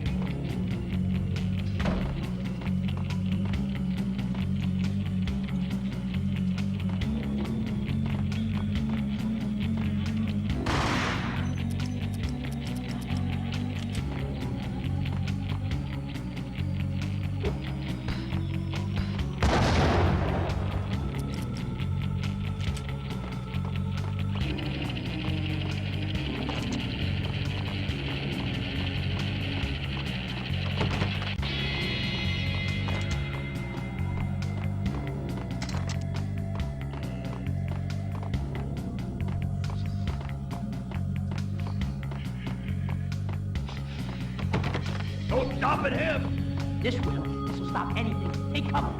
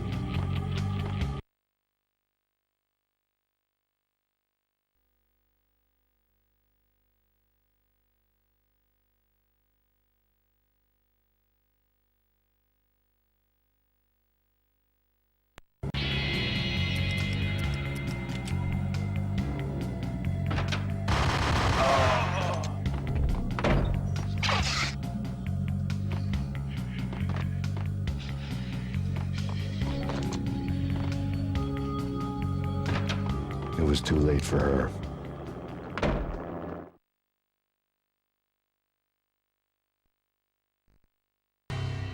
You're a real angel, Max. I couldn't tell whether it was Mona or her sister. The body was a mess. The sick bastard had really gotten a kick out of it. Seeing her lying there got me thinking about another woman's body on another bed. Got me thinking about a fallen cradle.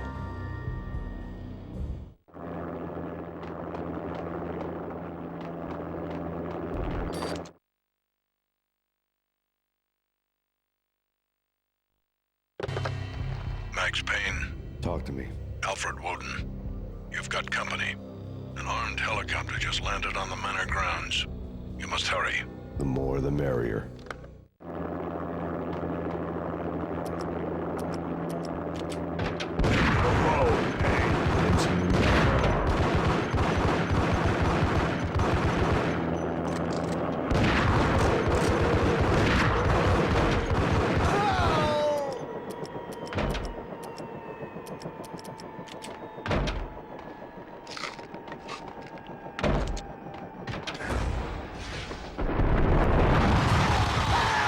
Punchinello's trio was done for.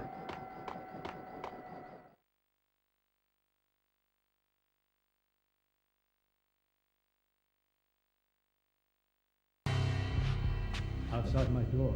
Hurry. He's coming for me. You gotta hurry. Please. I could hear Punchinello on the phone begging for help. He should have been saying his goodbyes. Punchinello was a pushover. The moment I stepped into the room, he folded like a deuce before a royal flush. No, wait.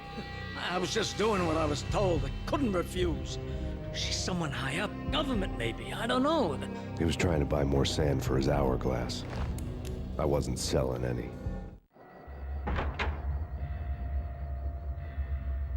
No, I told him nothing.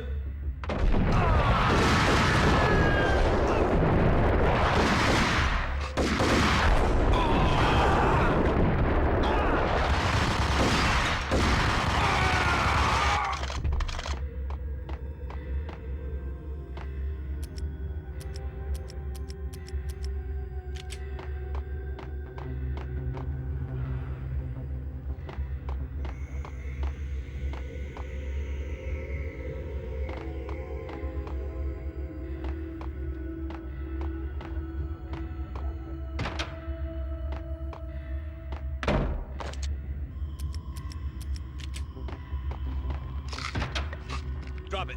Don't move. Game over, Max Payne.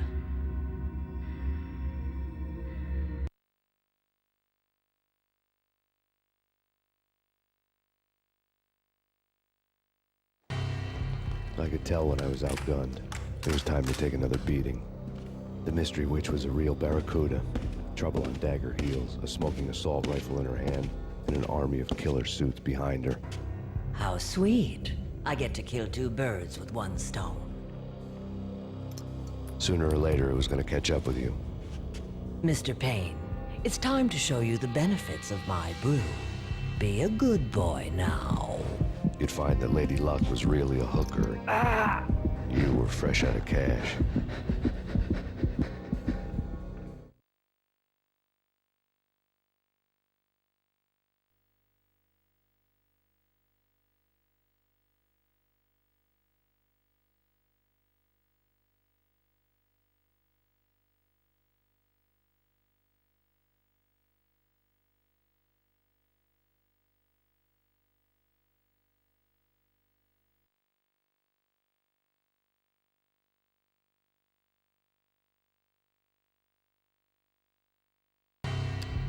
Gentlemen, we're done here. Take me to Cold Steel. She had just given me an OD of Valkyr. I could feel green fire eating my brains. They turned to steam. They did a fade on me. I'd never had a chance. The witch had got me just as sure as if she put a gun to my head and pulled the trigger. The shadows rushed me. Bruised mugshot faces hungry for revenge. They knew my weak spots and closed in for the kill. The floor turned into a vortex of green blood. I fell. The flesh of fallen angels.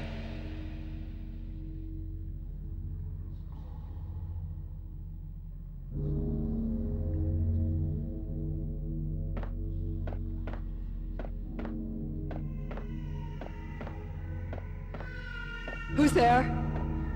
Max? Max, is that you? Max? Where are you, Max? Please.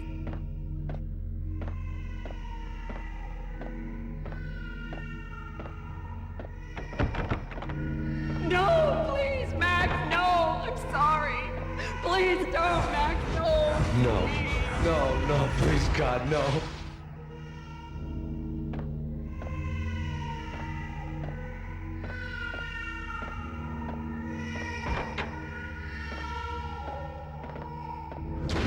Max? Where are you, Max? Please.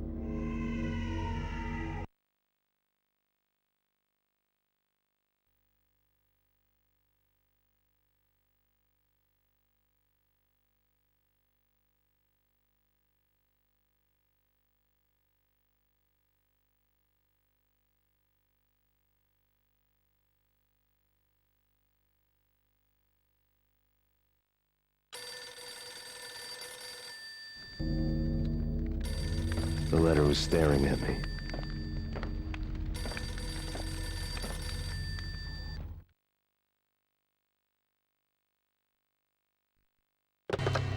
Bartender is shiny stuff, and dreams are made of stooped necromancers. He sings like a banana wrist, having strayed too close to the constellations on their shaved skulls. It was a bad line and a prank call. Someone spouting insane babble. I couldn't make sense of it. but I had an overwhelming sense of deja vu. The caller's voice sounded oddly familiar.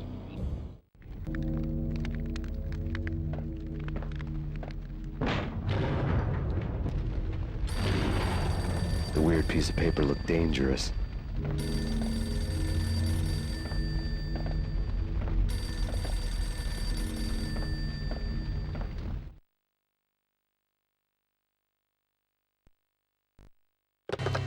Don't lose it. It's Valk here. The drug. Snap out of it.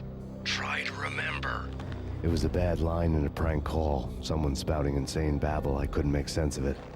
But I had an overwhelming sense of deja vu, and the caller's voice sounded oddly familiar.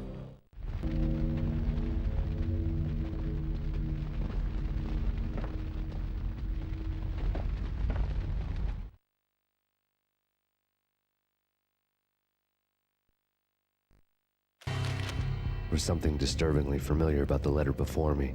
The handwriting was all pretty curves. You're in a computer game, Max.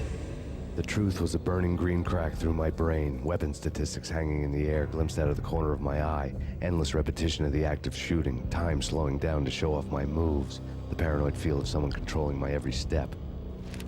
I was in a computer game. Funny as hell, it was the most horrible thing I could think of.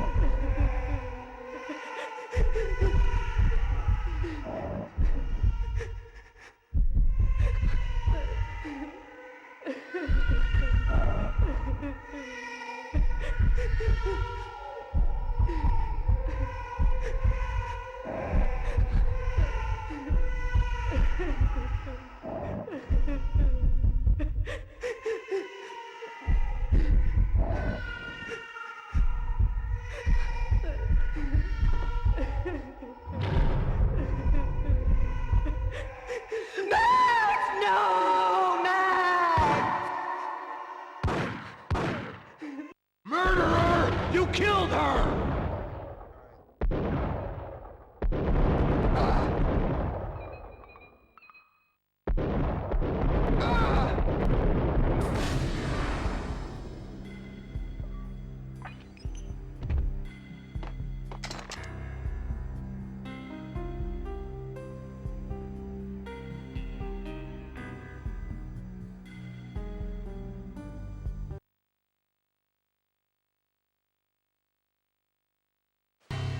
Max, something happened at the office today.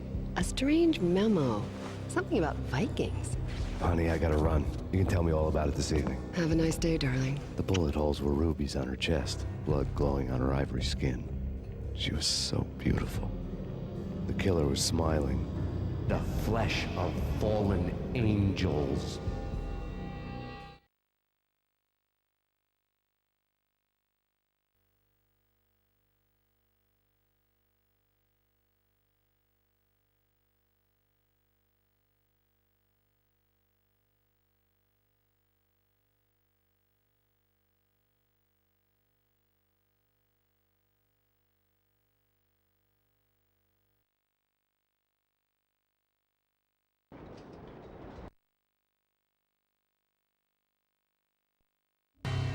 Slowly, the green nightmare faded, leaving dark stains on my soul that would never come off. I felt like flatlining. I was all shook up. I woke up in a cold sweat, sick and tired to the bone, lying in a puddle of my own puke. The hag had said take me to Cold Steel before it had all gone crazy. It was a clue. The only one I had.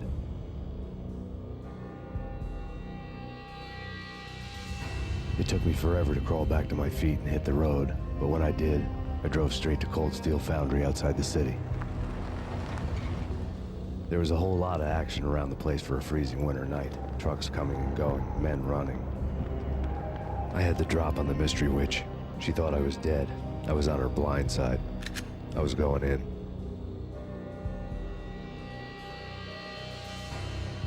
The bad trip had put me in a crazy mood, adrenaline pumping through my aching veins.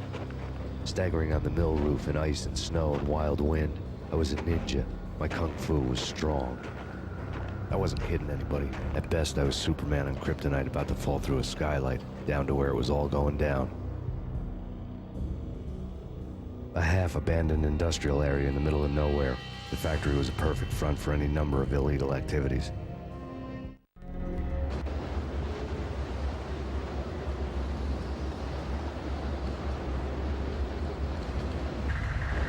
In the belly of the plant, molten metal boiled and bubbled like a witch's brew. Damage assessment. Yes, sir, on that spot.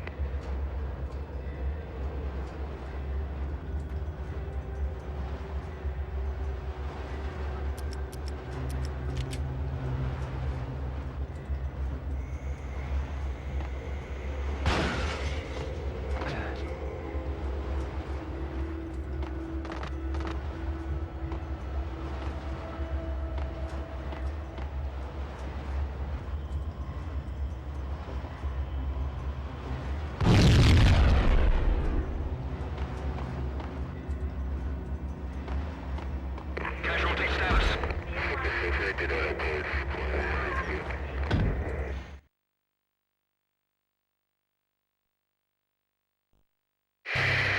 Life-threatening weather conditions.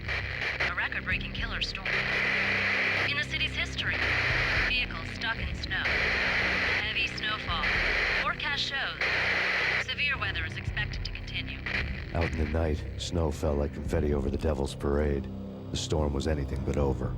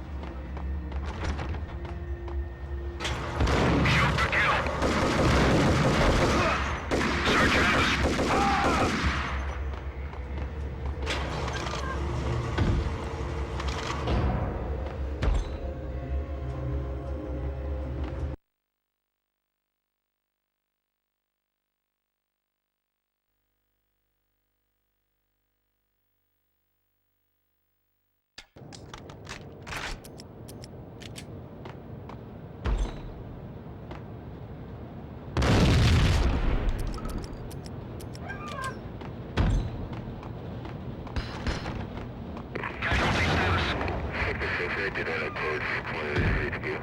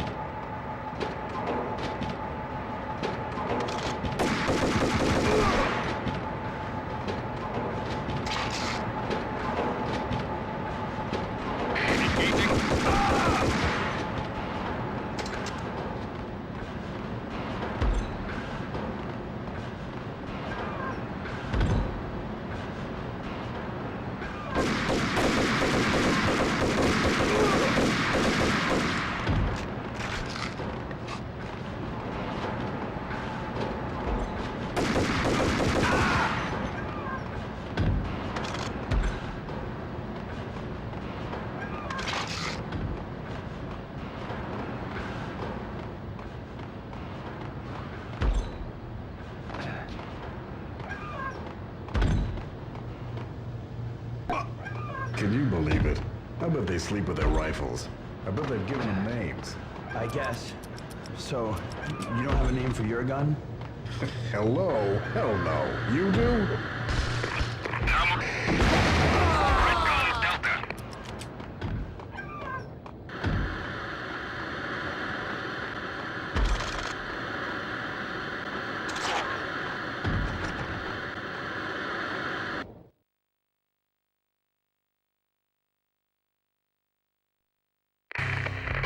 Perimeter breached. The facility has been compromised. Repeat, the Deep Six has been compromised. Initiate Operation Deadeyes. The walkie-talkie military lingo could mean only one thing. They were getting ready to destroy the evidence and vanish into the night. I was so close. The hidden truths were just around the corner.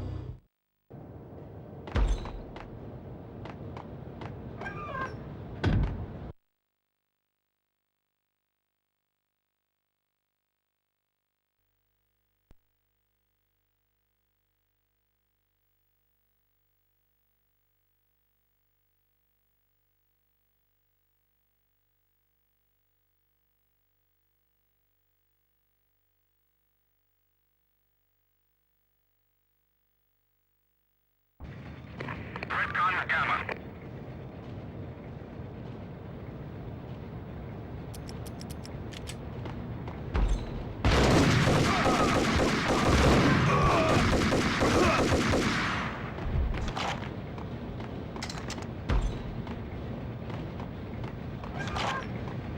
The folder on the table told a grim tale.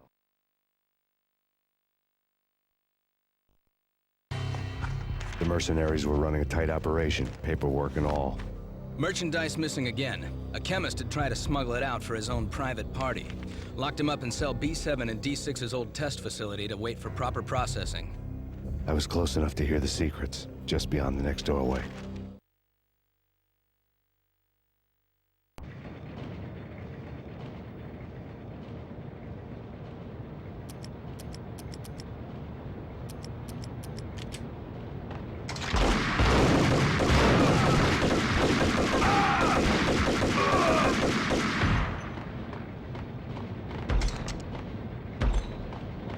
The folder on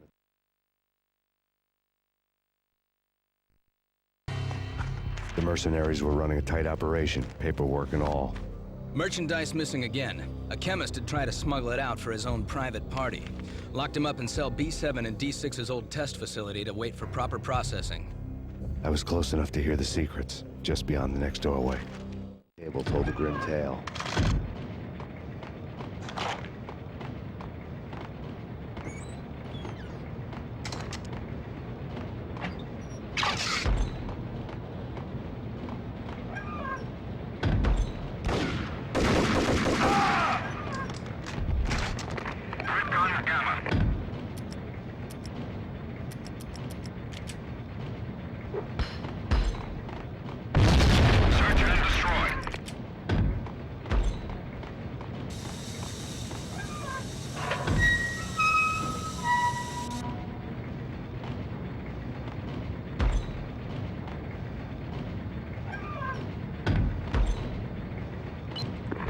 Obstacle in place.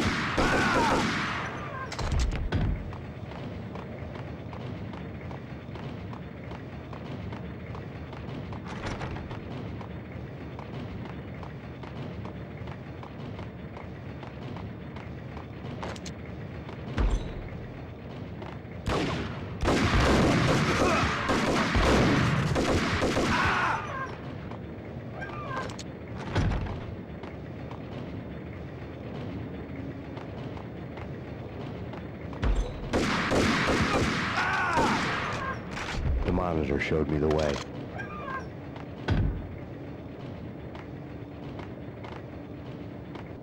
Processing diagrams fill the control room screens, all but one. An elevator titled D6 on one of the screens. Somewhere onwards, has rows of ovens in the core of the plant.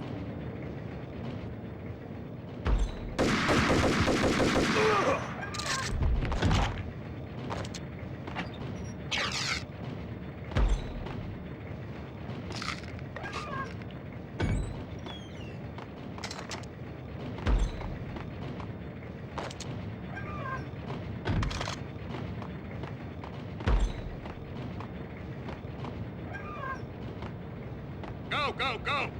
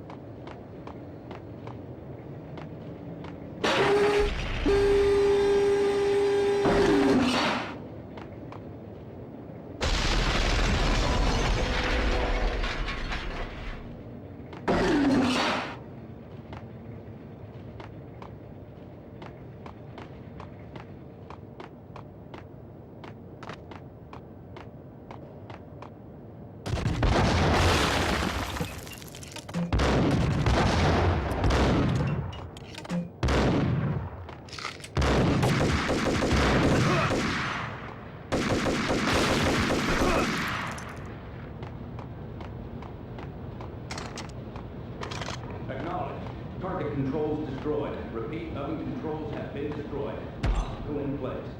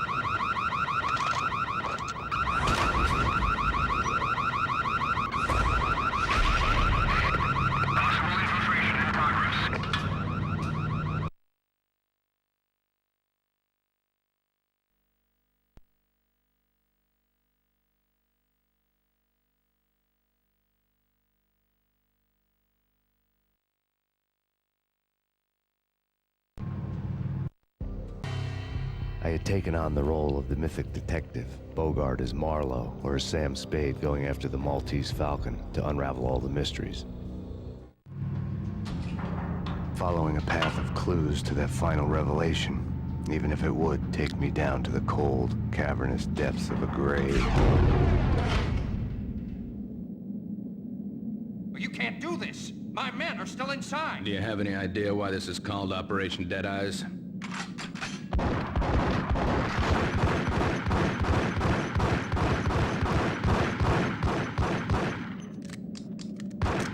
I think he's dead already.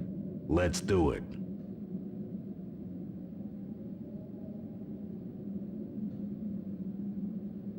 Attention all personnel. The self-destruction sequence has been initiated. Evacuate the complex immediately. Repeat, the self-destruction sequence has been initiated. Proceed to the nearest exit immediately.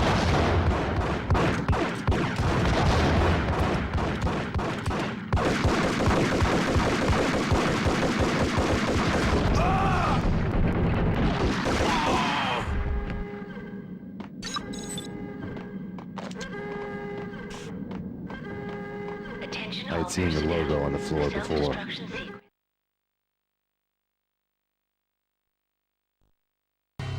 There was an old army bunker under the steel mill. I knew the military plaque on the floor. I had seen 1,000 variations of the insignia on crumbling brick walls everywhere in the city. The sword replaced by a syringe. Project Valhalla, V for Valkyr, V for Valhalla. All of a sudden it read like a crackpot conspiracy theory. Has been initiated. Proceed to the nearest exit immediately.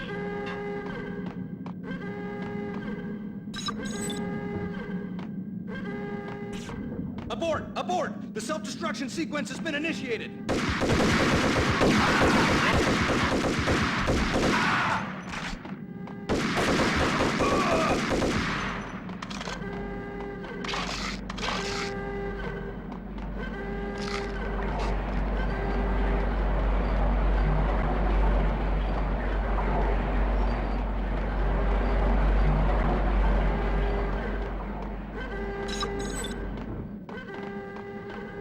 Attention all personnel. The self-destruction sequence has been initiated. Proceed to the nearest exit.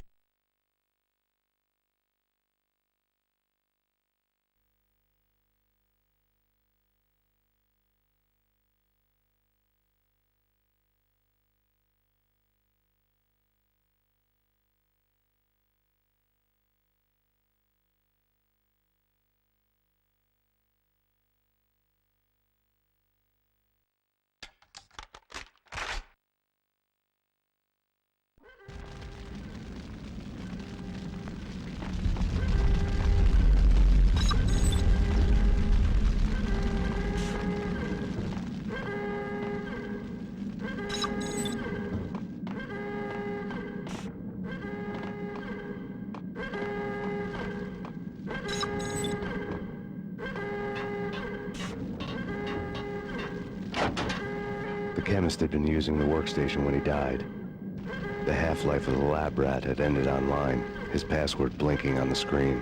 665, the neighbor of the beast.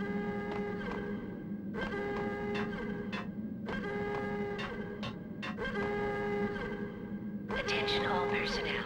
The self-destruction sequence has been initiated. Proceed to the nearest exit immediately.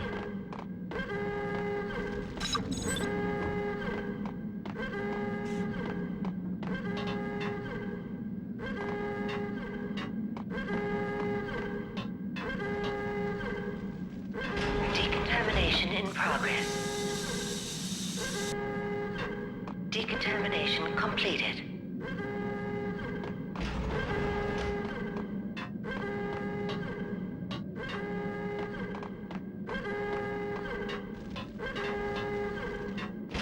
Decontamination in progress. Decontamination completed. The self-destruction sequence has been initiated. Proceed to the nearest exit immediately.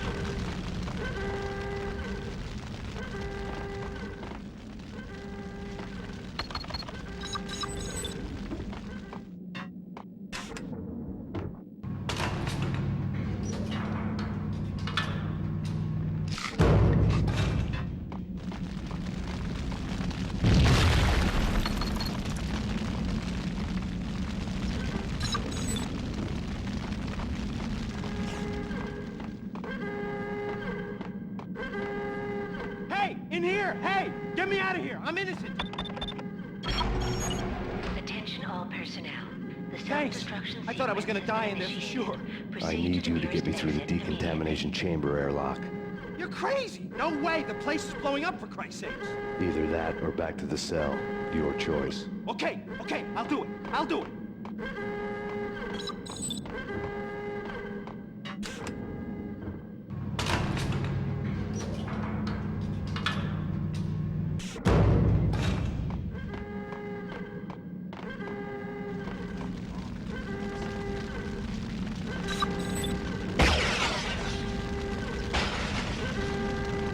We're dead! We're dead!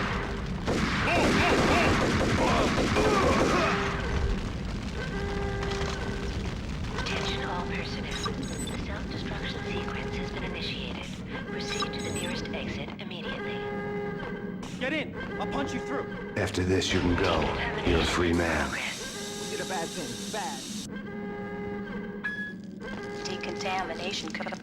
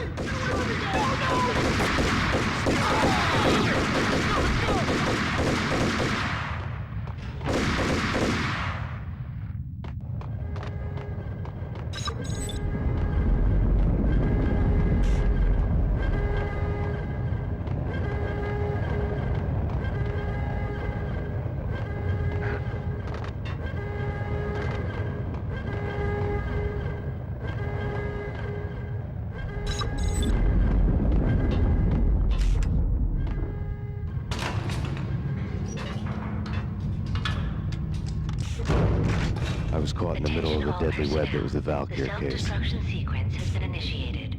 Proceed to the nearest exit immediately.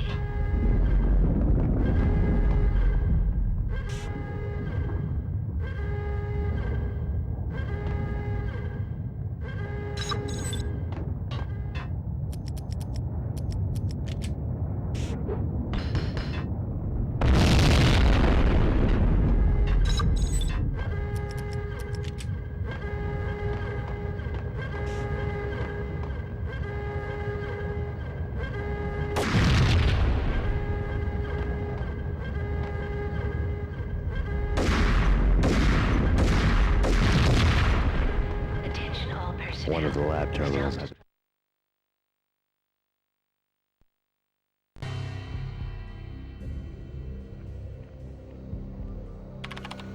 Top secret. Project Valhalla. U.S. Army. Yggdrasil Network. Valhalla.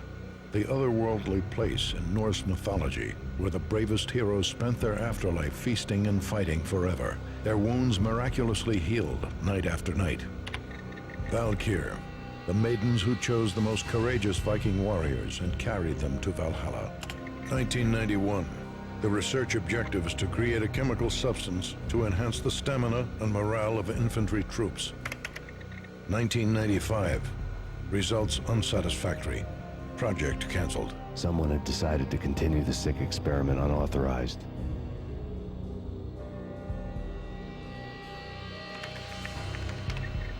Project compromised. Data leak. Fix the damage by any means necessary. Security clearance red. Authorized by the project lead. Field test. Double the dosage for all the remaining test subjects. Observe and record the subject's behavior in an urban setting. The drop-off point was my old address in New Jersey. The file dated 3 years ago. Just when you thought you had reached the deepest depths of horror, it suddenly got worse.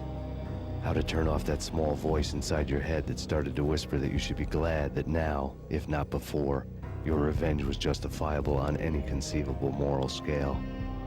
That small voice proved, beyond any doubt, that I was damned. Project logo on the screen. The Dagger Guild woman had come and gone a long time ago. There was nothing more for me here. The bunker's name was acting as a self-fulfilling prophecy.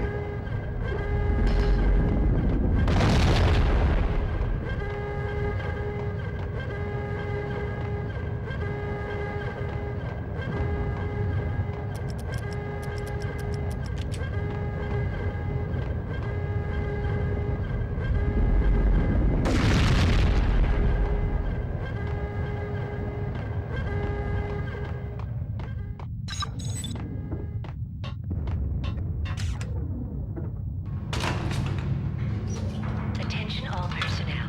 The self-destruction sequence has been initiated. Proceed to the nearest exit immediately.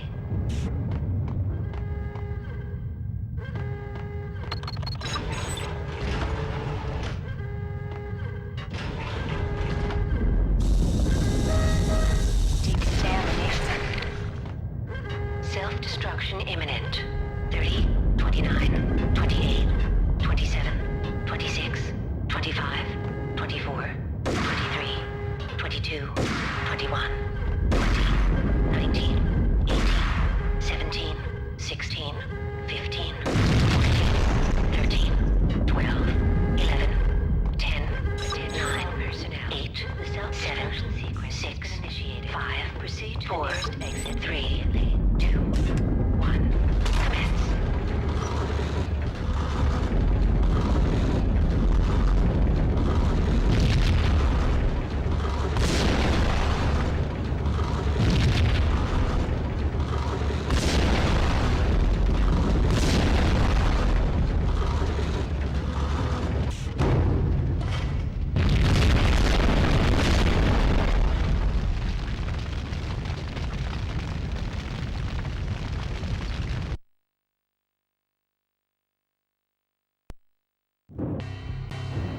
We piece together a jigsaw, and the final picture is you finishing that same puzzle. A mad, green-eyed killer standing behind you. An urban legend come true. The Project Valhalla test subjects had been the mad junkies who had murdered my loved ones. The rest was simple body count math. It all pointed to her. Ms. Valkyr. The factory went up in a fiery inferno behind me. All my leads were dead, turned to smoke and dust. I'd lost my way. I hadn't slept in a million years.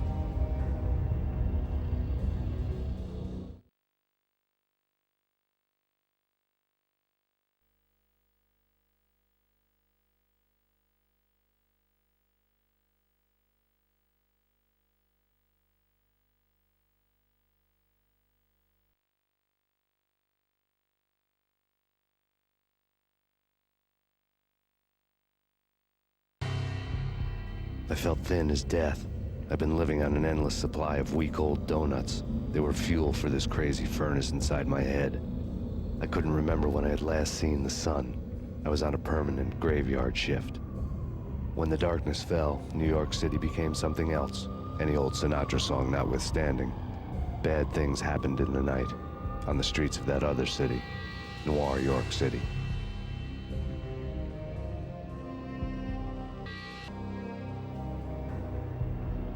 I was in an all-night diner, downing cup after cup of coffee that tasted like engine oil, when a new message from BB got me back on the killer track.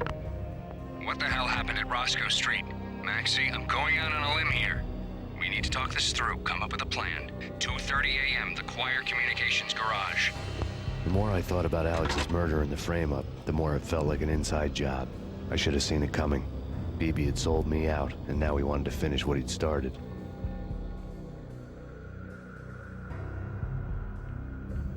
The garage was dead. BB showed up in his tailor-made suit, gold watch, and cufflinks to match. All way beyond a cop's pay. Maxie. Oozing suave charm, he was guilty as hell. What the hell does BB stand for anyway? Backstabbing bastard? Come on, don't be like that. Have a cigar. I don't smoke. Maxie, you have no idea how big this is. It's huge. You have no idea.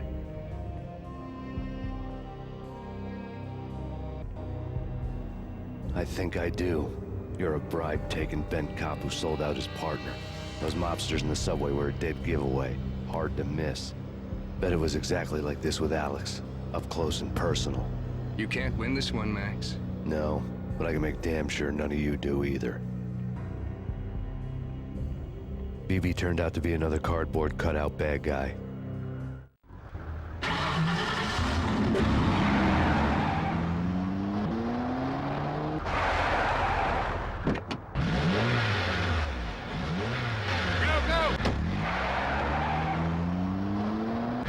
bad cop on the take.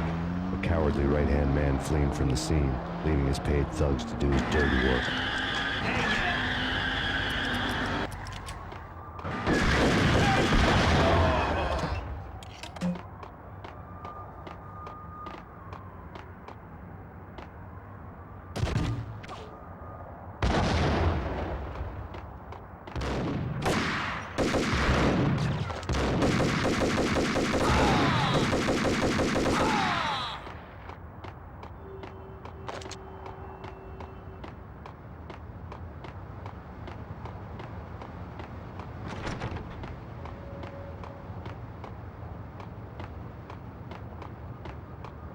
Hold it! Hold it!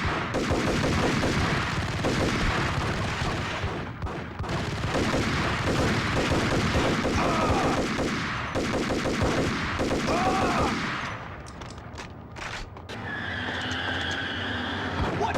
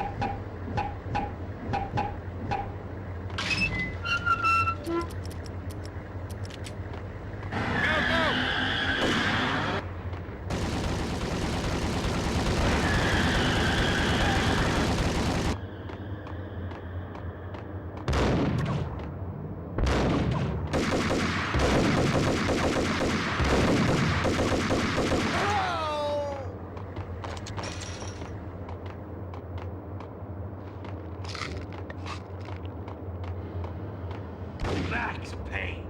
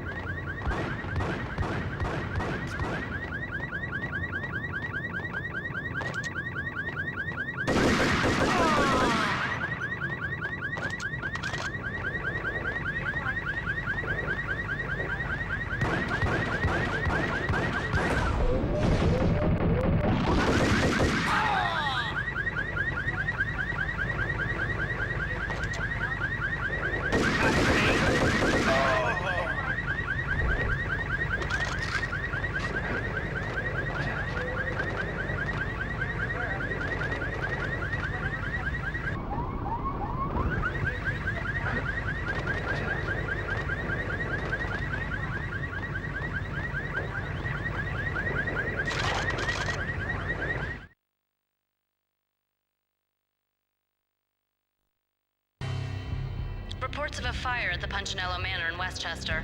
The manor is the home of Angelo Punchinello, the alleged head of the Punchinello crime family. The police are now saying, contrary to their earlier statements, that Max Payne is still alive and at large.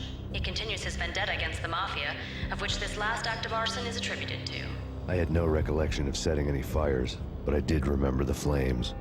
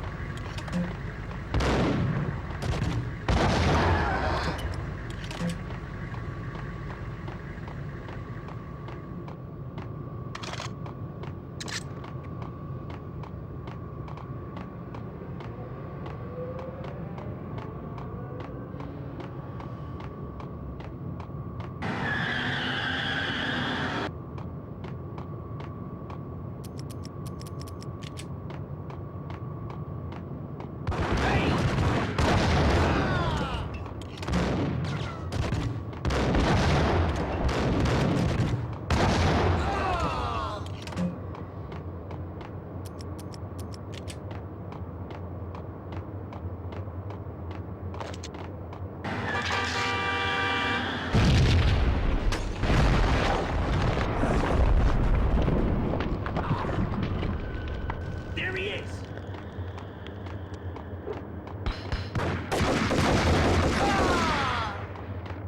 Max Payne!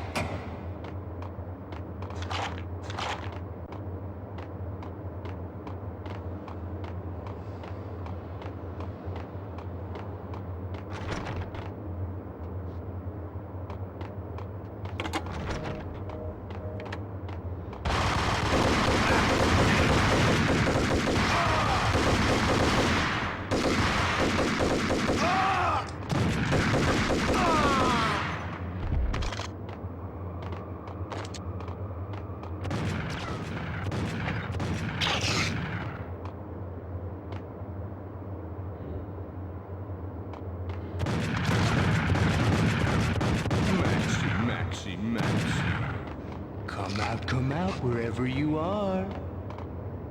You know, I really hate people who refuse to see the inevitable. Refuse to do the smart thing. No, I must do the right thing.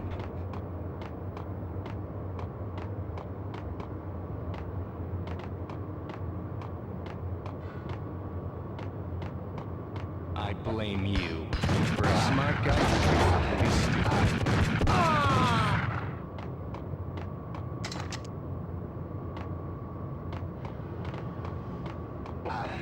The payphone started to ring.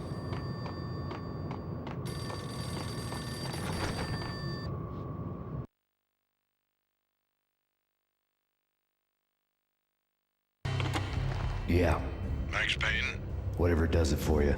This is Alfred Woden. I can give you the name of your enemy. Come to the Asgard building presently. We are expecting you.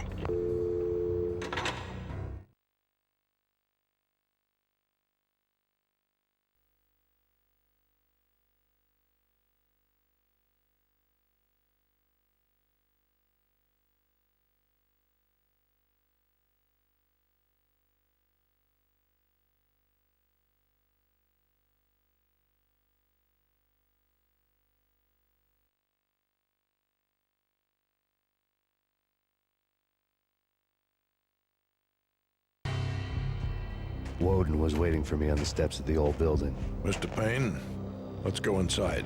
The others are anxious to begin. The others? Despite the general misconception, this building actually predates the City Hall by 2 years, thus being the oldest municipal building still in use here at the foot of the Brooklyn Bridge. No kidding. The old man played tour guide as he led me through a dark, domed hall. The answers I was after loomed large ahead.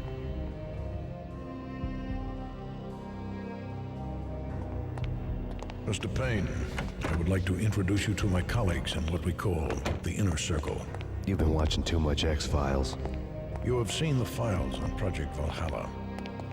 We can fill the gaps, provide you with the information missing from those files. We were all involved in the early stages of the project during the Gulf War. What's the catch? We would very much like to blow this thing wide open, but our hands are tied.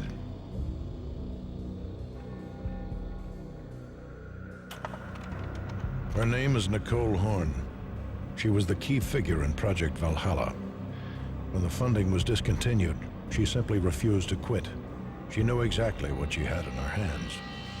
Nicole Horn is the president of Acer Corporation. She has more than half the city in her pocket. This must be kept under wraps. If you try to go public with this, we will deny any knowledge. We need you to take her out. Afterwards, we can protect you. Make all the charges go away. That was the cue for the killer suits to kick in the doors and swarm inside. It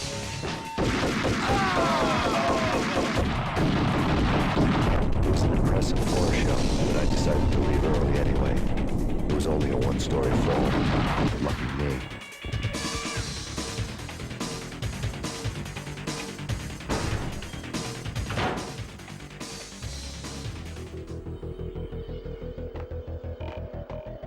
Acknowledged. Target escaped. Last confirmed location, the inner courtyard. Search and destroy.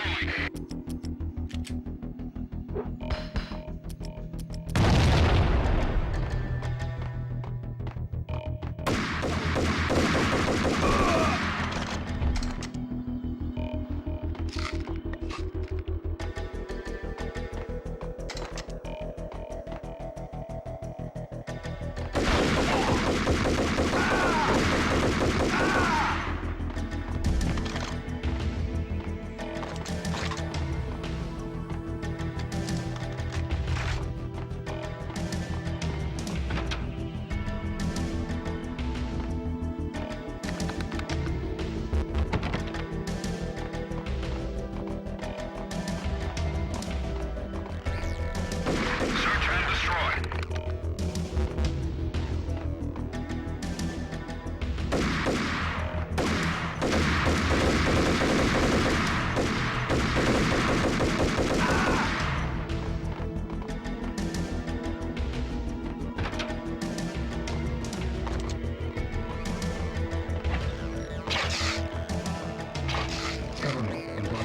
One of the monitors showed what was left of the inner circle.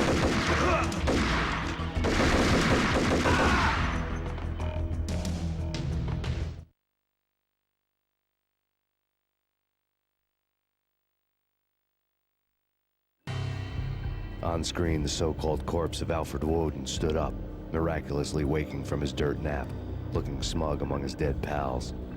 In the land of the blind, the one-eyed man is king.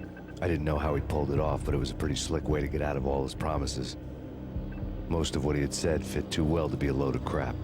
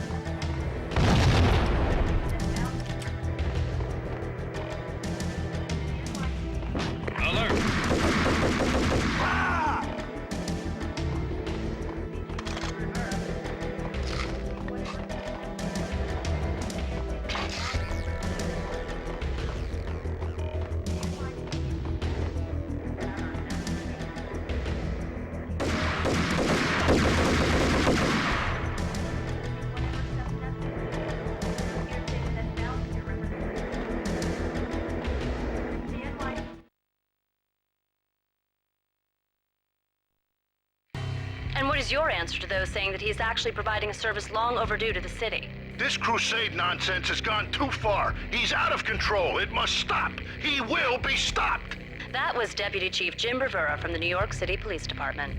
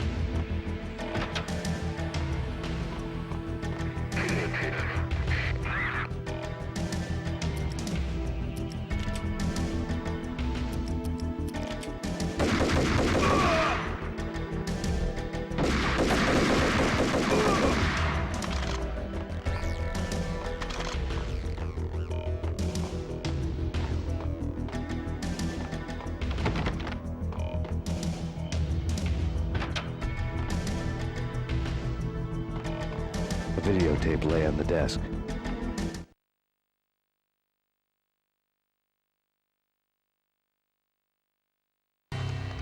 Nicole Horn had blackmailed the inner circle into silence. The tape came with a curt extortion note on a piece of expensive paper. I remembered Candy Dawn taping her clients in action on the side, selling the tapes to the highest bidder. I was sure that kinky sex was nowhere near Alfred Woden's worst sin. But I had a feeling that when this was over, any collateral would come in handy.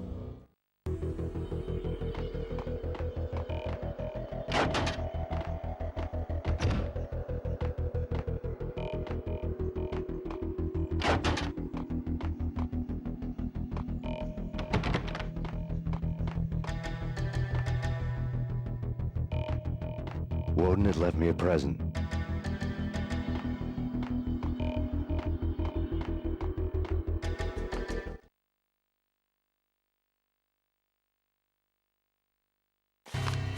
Woden had taken care of my mission preps with military precision. The critical areas in the Acer Corporation headquarters blueprints were circled in red. The president's office was at the top of the building, right below her penthouse suite. The elevators were controlled by a security computer, part of the mainframe located underground below the building. The high-rise was sealed as tight as a sci-fi fortress.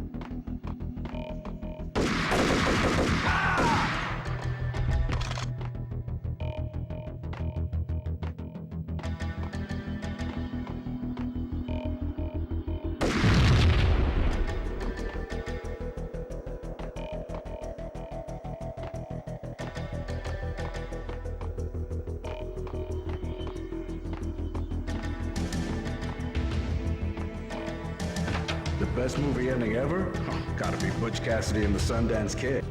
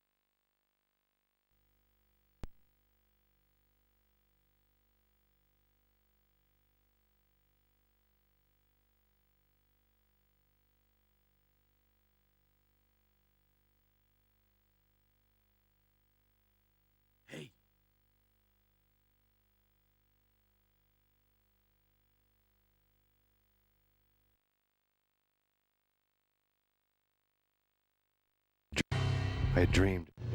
Now I was close. I had a name to guide me. Nicole Horn. I had nothing to lose.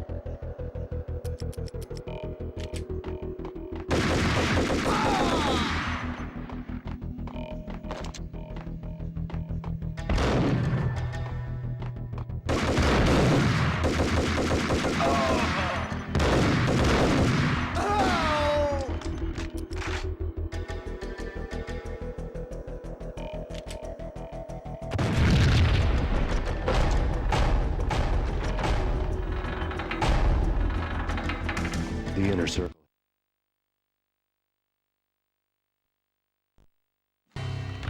Project Valhalla had not been the only thing the inner circle had been involved in. There were rows of cabinets full of files. The Serpentine Secret Society went back a long way, always pulling strings from the shadows. I couldn't say I was sorry. Woden's move in some Byzantine power game had cut the Circle's membership roster to 1. The old man wanted me on cleanup duty. It was my mess, too. Quite a track record.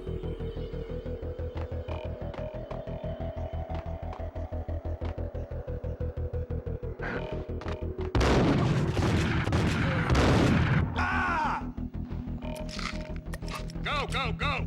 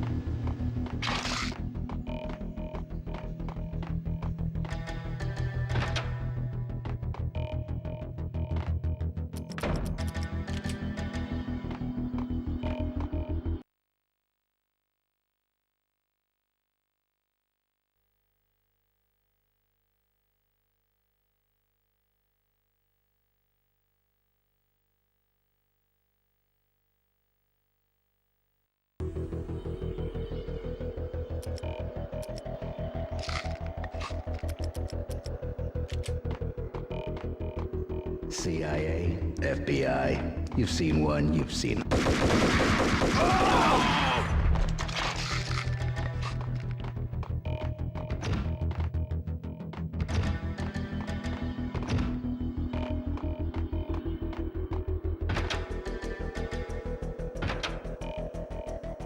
Take him down.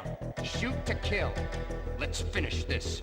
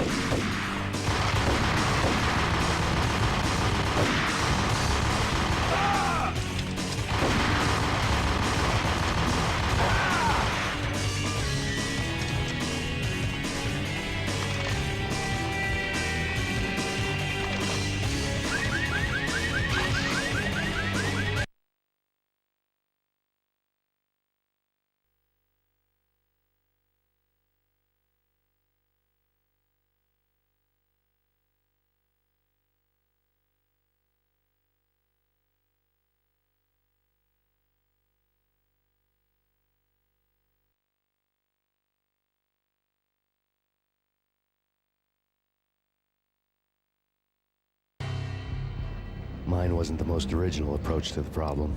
It wasn't as if it hadn't all been done before. An eye for an eye, the first principle of revenge. Old as dirt, still going strong. The cardinal rule in going after someone with an intention to kill was not to make it personal, which it almost always ended up being anyway. It did with me.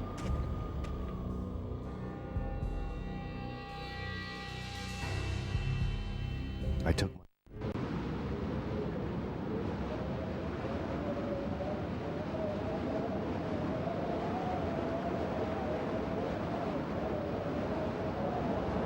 Colder than a walk-in fridge. Cold as a gun.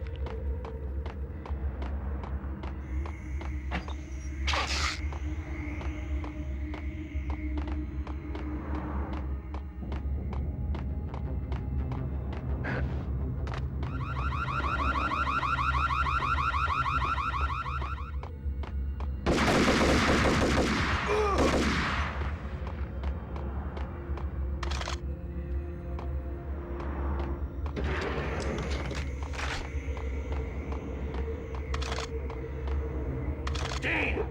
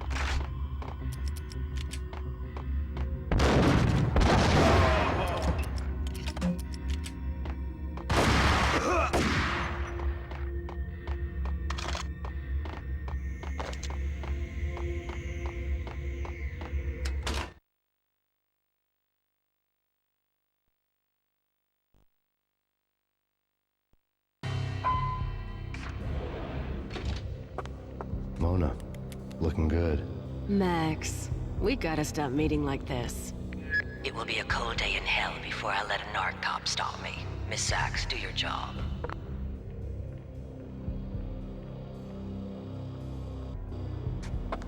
Relax, Max. You're a nice guy. I don't kill nice guys. You're not bad yourself. It was different when Horn wanted Punchinello dead. To cut her ties to the Mafia, he deserved to die. The same goes with her. She's the bad guy here.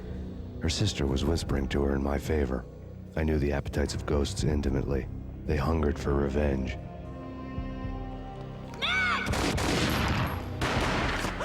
No! A gunshot boomed and she fell down in slow motion. She was a nice girl, not really a stone-cold killer. And now she was stone-cold dead. Like religious fanatics or loyal samurai, Horn's private army was coming at me. Contact. Terminate.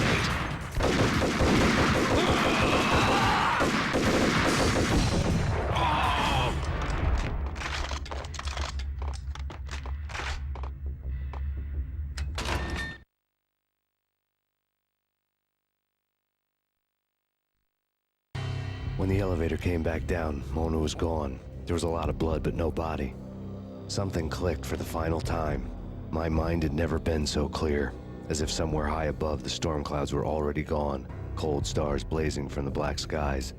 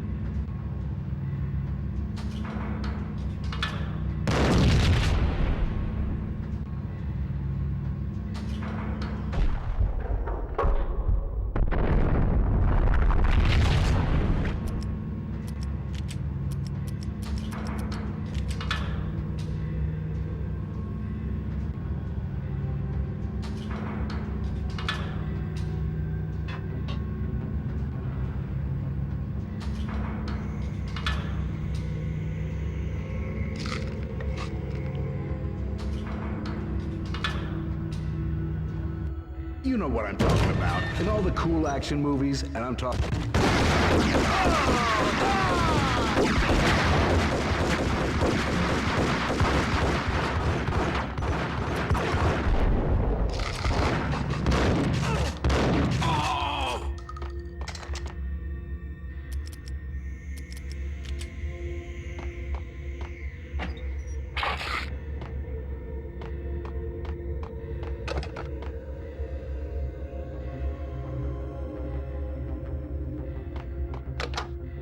I had elevator access to the mainframe. From there, I'd be able to override the security locks and get to her office.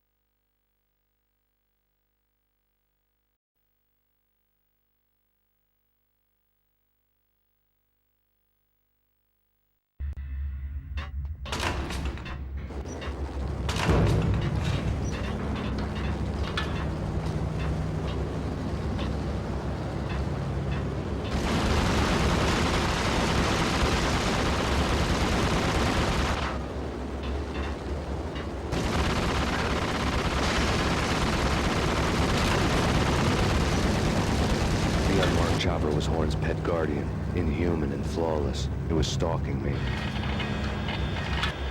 I hate to be stereotyped. I'm not a cold-blooded killer. I'm a nice guy. I love my wife.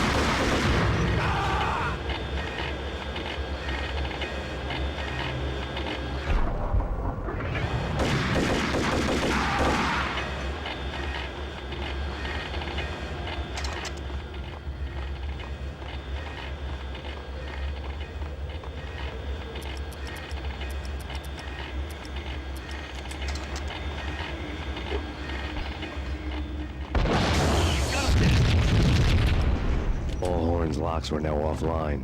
All bets were off. The elevator would take me all the way up.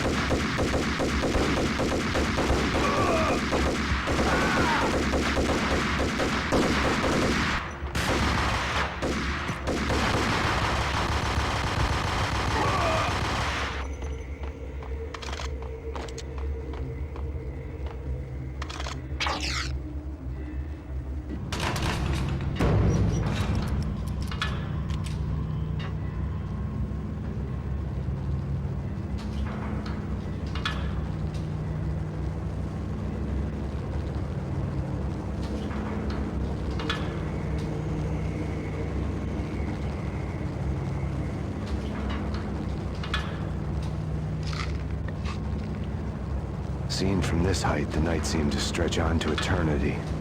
A hint of desperation had crept into the snowstorm, as if it was trying to get it all out before the end.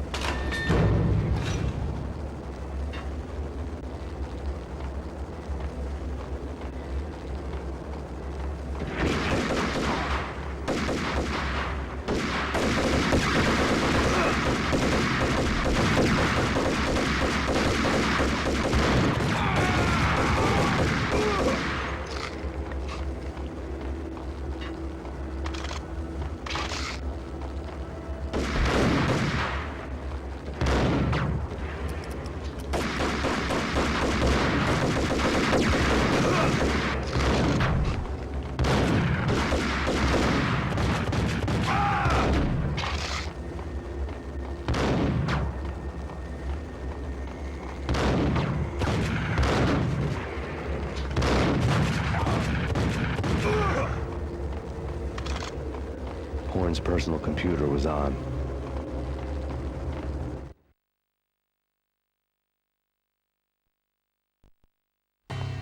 Next to the printer was a neat stack of expensive paper. Hacking through Horn's computer would have unearthed files of criminal plans, strategies for world domination, spy helicopter reports, illegal wiretap recordings, internet porno, all of the above. Take your pick. I really didn't care anymore. I had seen too much of it already.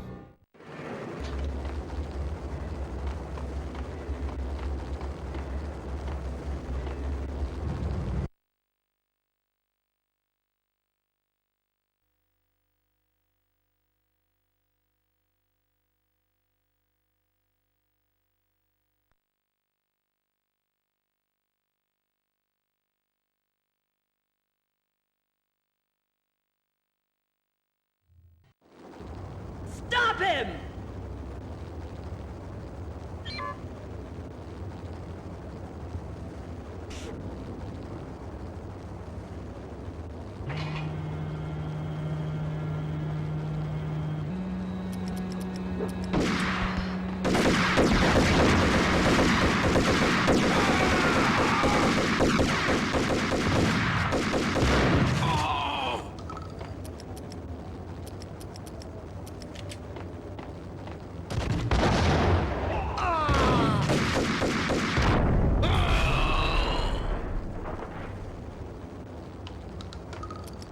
The elevator lobby. Get us back up now. Max Payne, this is futile. A waste of time. The deaths of your wife and daughter were necessary. Inevitable. It is done. You cannot bring them back. Nothing you do will make it any better.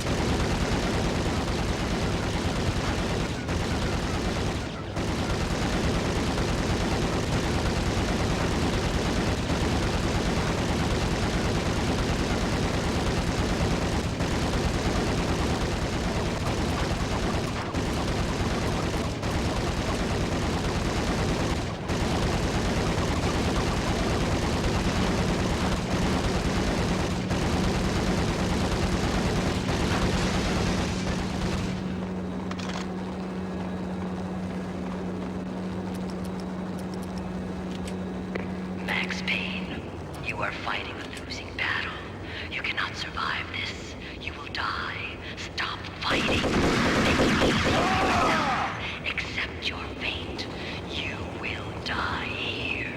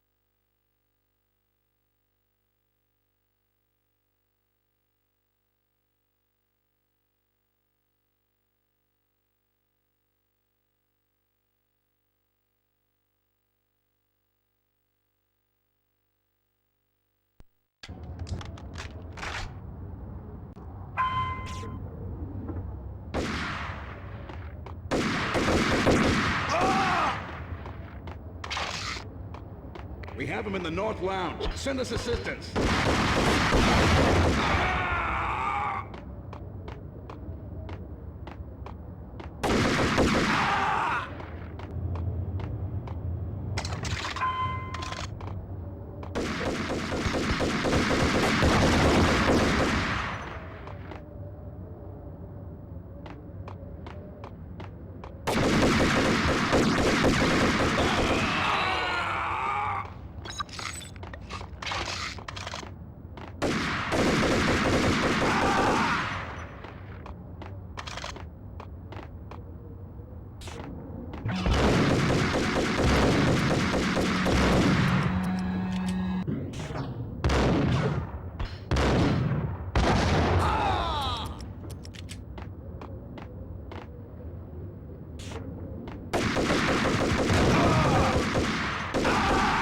Payne is in the central lounge, the Skylight Lounge. Get in here.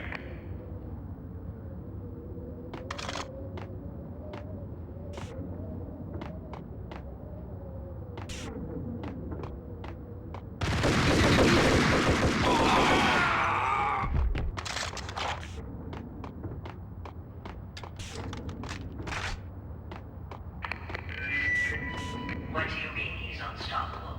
You are superior to him in every way that counts. You are better trained, better equipped. You outnumber him at least twice as much. Your job.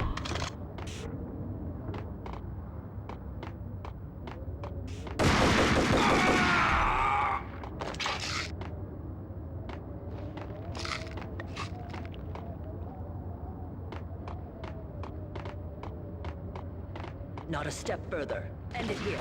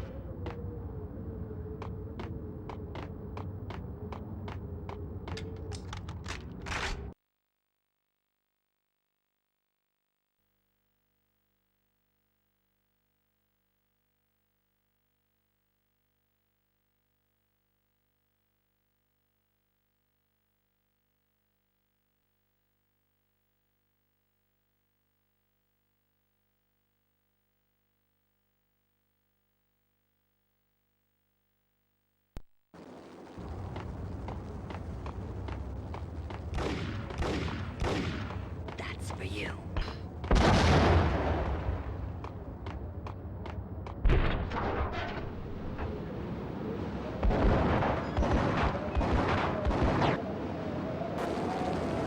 Roger that. Attempting to land now. It's gonna be tricky.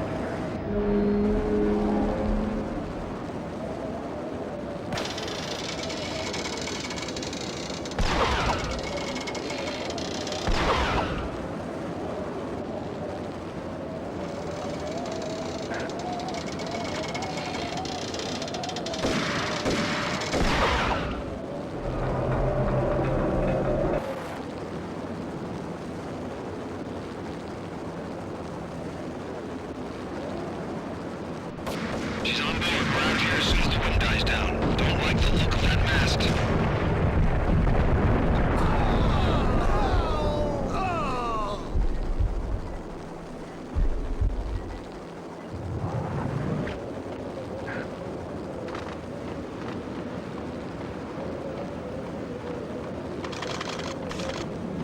Lift off in 1 minute.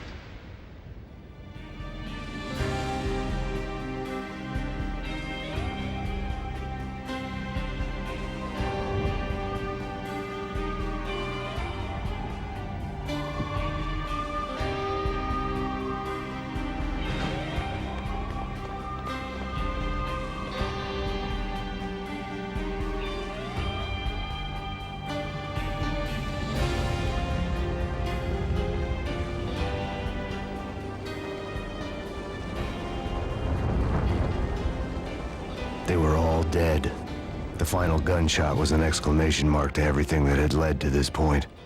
I released my finger from the trigger.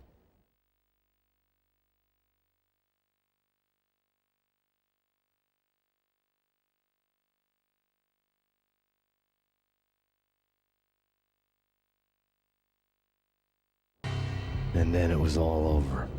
The storm seemed to lose its frenzy. The ragged clouds gave way to the stars above. Max Payne, this is Deputy Chief Jim Bravura from the NYPD. We've got the building surrounded. Throw down your weapons and lie down with your hands behind your head. A bit closer to heaven.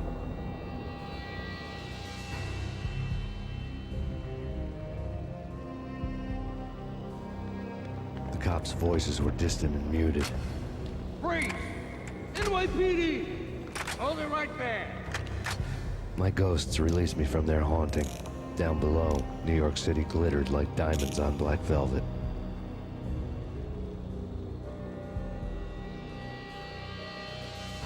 You gave us one hell of a ride. Take him down to Central Booking. You heard the man. Woden was there in the crowd, standing by the sidelines. It wouldn't be over till the man with the patch would say so. He'd say the right words. I knew he would. He'd better. Woden grinned smugly. It was the grin of a winner. That made two of us.